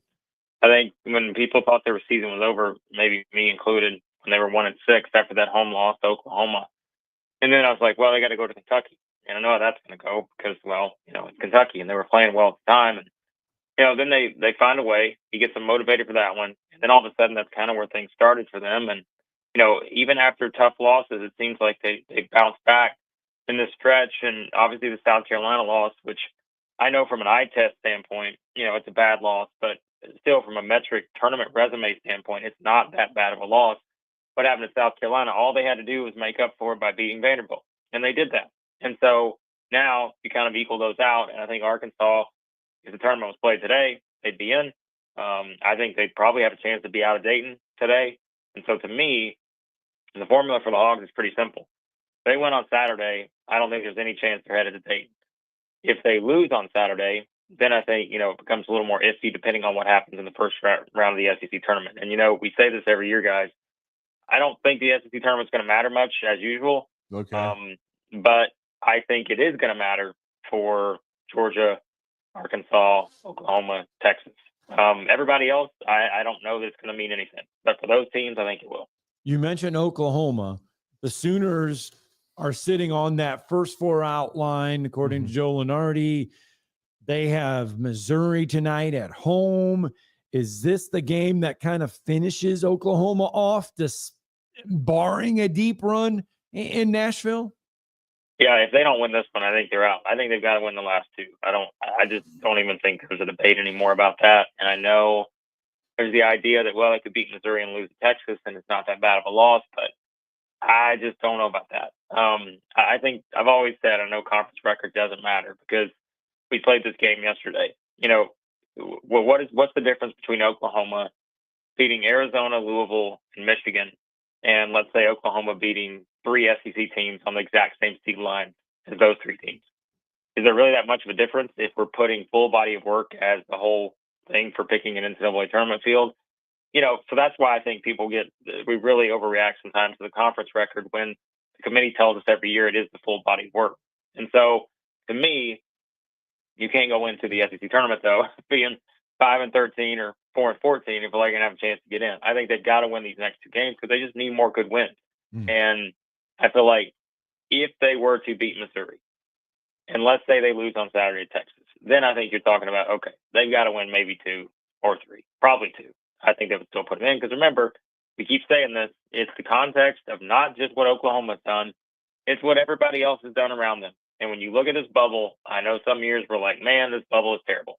Well, this is one of those years. This bubble is terrible. Like, there are just a lot of teams, I think, on this bubble right now that, quite frankly, in any other year, are probably not even close. But it's just where we are. And I think because the SEC is so good this year from a metric standpoint, remember, we can't forget non-conference. And I think that's what we're trying to do with some of these teams, especially that are like, well, we can't put these SEC teams in that have losing records and all this. Sure you can, because the SEC went 185-23 in non-conference play. Who else did that? No one. And so I think that's what we have to remember. So I think if the Sooners win tonight, they win at Texas, I think they'll get in. But anything else, I have no idea. Well, and if this happens, if Oklahoma wins tonight, and that would be a big win against Mizzou, no question about it. But if I would think Oklahoma and Texas on Saturday would be an elimination game. Do you agree? Yeah, that's kind of how it feels, and I think that's where, if you're the SEC and you have a rooting interest, I mean, Texas is probably the team where you're like, maybe we feel like Texas has a better path at this point after the win against Mississippi State. And so I don't know, though. It will be interesting. And remember, here's what we have to, and boy, let me tell you, I spent about 15 minutes yesterday trying to dissect who's going to get to 7, 8, 9, 10 seeds. I just stopped after that because I'm like, well, let me just wait and see what happens in the midweek. It's way too confusing. But now we have a little more clarity after last night. But that's the thing, right? There is a scenario where these two teams could play again in the first round of the SEC tournament. And that's where I think, it would be fascinating. I don't know if it's going to shake out this way. It would be pretty fascinating, though. And I do think there is an absolute chance we're going to get this. I think you're going to get Georgia, Arkansas, Oklahoma, Texas in some combination. Those teams playing each other in the first round of the SEC tournament. And so if that happens, again, that's where, all right, let's say one of these teams we think is locked up their spot. What happens if they lose to one of these other teams? Then the committee's like, okay, if I'm comparing the two resumes, all this, will that be the deciding factor? It could be. And so that's what I'm really most interested in when it comes to tonight's results with Oklahoma and then what happens on Saturday, because I do think you're getting some combination of these teams playing each other again. And it's really just a matter of, who's going to be the furthest in and who's going to be the furthest out. And how does that kind of close the gap depending on what the result is in those games, on Wednesday in Nashville. Vanderbilt, I mean, we talked about how big of a win it was for Arkansas last night because of the razor-thin margin that they have right now to get into the NCAA tournament. But it came at the cost of Vanderbilt last night. Vanderbilt got the L. They're going to be playing on day one in the SEC tournament. I know they lost last night. That shouldn't take away from anything for the year. Vanderbilt's in, right? Yeah, I think all that did with Vanderbilt was kind of keep them, which that's what the fans didn't want. It probably keeps them away from, moving up to like a 7th seed or something like that. Because I think if they had won last night, they probably would have been an 8th seed, heading into Saturday. And had they have won on the road at Georgia, they probably would have had a decent chance of getting up to a 7. And the whole point is, right, you either want to be a 7 or a 10. So if you're a Vanderbilt fan, hey, it wouldn't be the worst thing in the world if you lose on Saturday at Georgia, because I think they're in the tournament without question. Mm-hmm. I don't think they're going to Dayton at all. I just think their resume is too good. I don't think they're going to be there. So it's really just a matter of staying out of, that sort of scenario, because you want to stay out of 8-9. Like I cannot stress that enough. Like I do not think you want to be in the 8-9 game for the SEC, because remember, there is a rule in place that says, okay, SEC teams can't meet until whatever, right? But if you've only played one of these, number 1 seeds, which I would assume at that point, depending on who the one, we know Auburn's going to be a 1 seed. So technically, I think the rule is Vanderbilt could get stuck with Auburn because they've only played one time in the regular season. Meanwhile, you wouldn't get that scenario for Tennessee. You would get that scenario for Alabama, but you're also looking at, do you really want to be sitting there with Duke, Houston, and all that in the second round? So I think for Vanderbilt, sliding down to a 10, not the worst thing in the world at this point, because I think you just want to try to avoid that 8-9 game this year, especially. Yeah, and how concerned should we Scott and I basically agreed in the first hour of the show that this the Auburn loss shouldn't be that concerning. They didn't have Denver Jones. It's hard to bring the juice every night. A&M is a difficult matchup for Bruce Pearl, but what is your take on the Auburn loss to A&M? Yeah, A&M was desperate. I mean, let's call it what it is. They had lost 4 in a row. They had been playing some bad basketball. As my guy Max Bard said, he's like, look, every year A&M has one of these massive home wins, and they had not had one of those up until last night. Like, they were due. They were due to get a win like this. Buzz does it every year. They always get a big home win to sort of rejuvenate things, and that's exactly what happened. And like you said, I think, look, Auburn's deep. There's no question. That's been one of their strengths this season. But Denver Jones is quietly, I think, not named Janai Broom. Like, he's kind of the MVP at times of this team because of what he does defensively, what he does, ball handling, kind of being able to do a lot of things on the offensive end, being able to hit shots from outside. And so not having him, I think, was a big factor in a game like this, where you look at, the guard play on Texas A&M. We've got Wade Taylor and those guys over there. So I thought it would, anytime your rotation gets messed with a little bit, that's always going to play a role. And the A&M guards were really good last night. And I think that, again, just kind of shows you that if you're missing one of those guys like Auburn was, it's going to take you out of your rhythm a little bit. And so, I don't really have many concerns about Auburn. And that's where I said it, right? I absolutely know Bruce Pearl is going to hype these guys up to try to win this SEC tournament. Mm-hmm. But let's call it what it is this year. It doesn't mean anything. I don't think there's any scenario where Auburn is not the number 1 overall seed in the NCAA tournament. I just think they've done the work now to this point. I don't think it matters what happens on Saturday against Alabama. Sure, it's going to matter. They want to win that game. I get all that. But if we're just looking at it from, hey, tell me the state of the NCAA tournament for Auburn, I just don't think there's any way that a Duke or anyone else can catch up from a resume standpoint to Auburn by the time that bracket's announced next Sunday. Tonight in Tuscaloosa, it's a big one. Alabama and Florida. I mean, this is potential number 1 seed in the NCAA tournament. This is a top 4 seed on the line in the SEC tournament. It's a big one in Tuscaloosa. Yeah, I like this spot for Alabama, and I didn't know if I would because, you look at what Florida's done. They've certainly, over the past, month or whatever, have been able to certainly argue, I think, that they've either been the best team in the country or the second best team in the country in terms of how they've been playing. And then, you kind of have that game in Georgia. And, if you look back at it, Florida's had some of those games on the road. Even the South Carolina game that they won, they really had no business winning that game back in, late January. Then they, scored 44 on the road at Tennessee, get down 26 in the first half to Georgia. And, Florida fans were all over us when we ranked them a little bit lower this week. And we're like, well, come on, no one else would come back from 26 down. I'm like, yeah, well, I don't think anybody else would get down by 26 in the first half either, maybe, in a game against Georgia. And so I think it's one of those things where, we just talked about rotations like Auburn and not having Denver Jones, and maybe that throws off a couple things. Remember, Florida's finally gotten everybody back and getting everyone kind of on the floor at the same time. And I think they're still working through some of that. With adding Logden back in the mix, there've been other guys that have come in and out. Condon was injured and all that stuff. And so I think that has played a role a little bit in terms of maybe the overall consistency for Florida these past couple games. Remember, too, they're down, 7-8, I think, at LSU in the second half. Came back and won that game, too. So I do, though, and I know you guys were talking about it earlier, what do you think the score is going to be in this game? For whatever reason, going back to last year, certainly, right? Like, Florida was a team that just kind of was a thorn in the side of Alabama. And it seemed like even that game in Tuscaloosa last year, right? I mean, Alabama won that game in overtime, but, man, you look back at it, you're like, oh, boy. Florida could have certainly won that game. And then what happens after that? Florida scores 105 and 102 against them in the next 2 games they play. And so I'm really fascinated about this game from an Alabama defensive standpoint. What do you do to guard this Florida team? Because they're better offensively than they were last year, in my opinion. And so what do you do to guard them? I think that's going to tell us a lot about this team. Well, I will say this, too. Grant Nelson's been a little banged up. I thought he actually played a great second half against Tennessee and gave him a chance to win the game. I got a text during the show from a friend that says he just doesn't like the way Alabama's played the last 2 or 3 weeks. Now, I disagree with that. I think Alabama, especially the last 2 games where they eviscerated Mississippi State, and then I thought they played well against Tennessee, even though they lost the game. I thought they made progress, Blake. Matter of fact, if they play at that level tonight, I think they're going to beat Florida.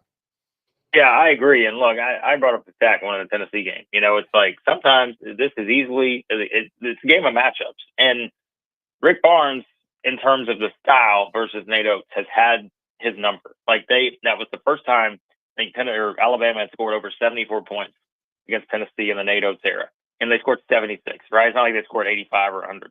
And so, from that standpoint, it's just a matchup thing. And to me, I said this the other day. If you're asking me right now, like, hey, are you going to be surprised if we get through this NCAA tournament and once again the last team standing is Alabama? How could I be surprised at that?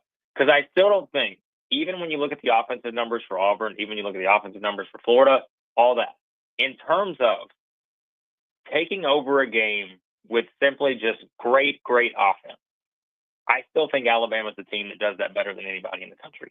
And to me, yes, they're going to have some defensive lapses at times. We saw that in Missouri, saw it against Auburn. But you also have to credit those teams. These are two top 5 offensive teams in the country. And so you're not going to get some of those extremes that they've had in the past couple of weeks, right? Where you play the just juggernaut offensive teams like Auburn and Missouri, and then you have to turn around and play a juggernaut defensive team in Tennessee. And so because you're probably not going to see those extremes every single round as you go through a tournament, it's going to be a little more in the middle there probably. I just think still the offensive upside with Alabama. I'm with you, Drew. I've not looked at the way they play that. They've accumulated 3 losses in their last 5 games. Not one time have I come out of that saying, man, this team has no shot. They're too bad here. They're too bad there. I usually just come out of it saying, hey, credit the other team. They played really well. And so I look at this in kind of a scenario where it's not going to surprise me at all. Alabama's the last team standing for second straight year. Well, great stuff, Blake. Let everybody know how to follow you guys at Southeastern 16. You do a great job, and we always appreciate the hoop conversation. Yeah, I always appreciate it, guys. Southeastern 16 on YouTube. Find us there. Obviously, a lot of stuff coming up this week. And, of course, we'll be here in Nashville next week covering it all. So, yeah, you can find us there, and you can follow me on Twitter at @DBlakeLovell. Can't wait to see you, brother. Thanks, you, Blake. Yep, sounds good. Thanks, guys. All right, let's get that final break in. Tomorrow's headlines next.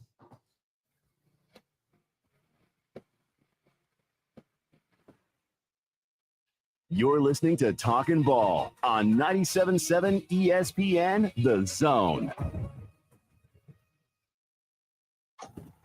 Tuscaloosa, we live by the blue-collar basketball motto. Stepping back, deep 3, Hard work. 2-on-1, driving, stepping through, tough shot, got it to go. Teamwork. Playing the song for the champions of the Southeastern Conference. Join us for every game right here on your home for Alabama basketball. Listen to Alabama basketball all season long on 97.7 ESPN, The Zone. You've got to experience Toyotathon at Bill Penny Toyota. They've got the selection with over 700 new Toyotas to choose from. And they've got the extras with Bill Penny perks and a 10-year unlimited warranty. So get on over to Bill Penny Toyota today and experience Toyotathon. Bill Penny Toyota in Huntsville and online at BillPennyToyota.com. Bill Penny's Toyota 10-year unlimited warranty is valid through the 10th year of ownership. Valid on new vehicles only. See dealer for details. Hi, my name is Dan Aldridge. I'm here to let you know about the Aldridge Law Firm and the soon-to-be-announced Legal Town Center. I've been practicing law in Alabama since 1984, and I also practice in Tennessee. And I'm from North Alabama, and I'm here to represent you and take care of your legal needs. For many of us, hiring an attorney is not high on the priority list and maybe a little scary. But it's something that we all need at some point. So by all means, do your homework. And if you need representation for car accident, wrongful death, medical malpractice, nursing home abuse, or estate planning, or any other matter, just give us a call at 256-534-3188. And you can email me at Dan, that is Dan at danaldridgelaw.com. Dan at danaldridgelaw.com. God bless America. No representation is made that the quality of legal services to be performed is greater than the quality of legal services performed by other lawyers. Rocket City, for air that's cool and clean, contact Sensa Green Heating, Cooling, and Insulation. Get HVAC smart with Professor Green and the expert team at SensaGreen.com. Now offering up to $1,500 off any new Bryant system. Whatever it takes, Sensa Green has Huntsville covered. Remember, folks, with innovative, sensible green solutions, contact Sensa Green Heating, Cooling, and Insulation. This segment of Talkin' Ball is brought to you by University Kia, the #1 volume Kia dealer in the state of Alabama. Located online at universitykia.com.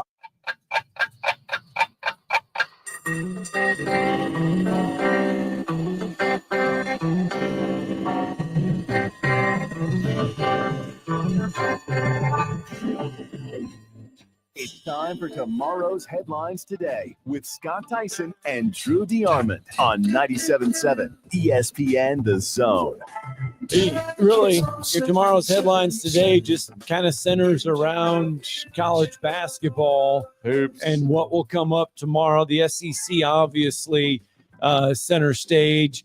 Rest of the country, your ninth-ranked Texas Tech is in action tonight. 12th-ranked Wisconsin. 14th ranked Louisville. It's really a light night for top 25 teams. The Alabama-Florida game of the night is the game of the night. The only other ranked game in college basketball in the country is 17th ranked Michigan hosting 13th ranked Maryland in the Big Ten. That's it.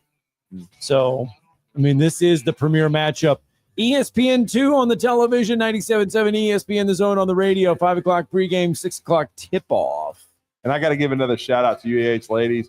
Another really good performance in the second half last night, Scott. Yeah. Lily Wilkin, but she was tremendous. GSC Player of the Year, Lily Wilkin. Well, she's a baller. She is. Just a travesty. Daniel Saylor can only be good enough to be second team.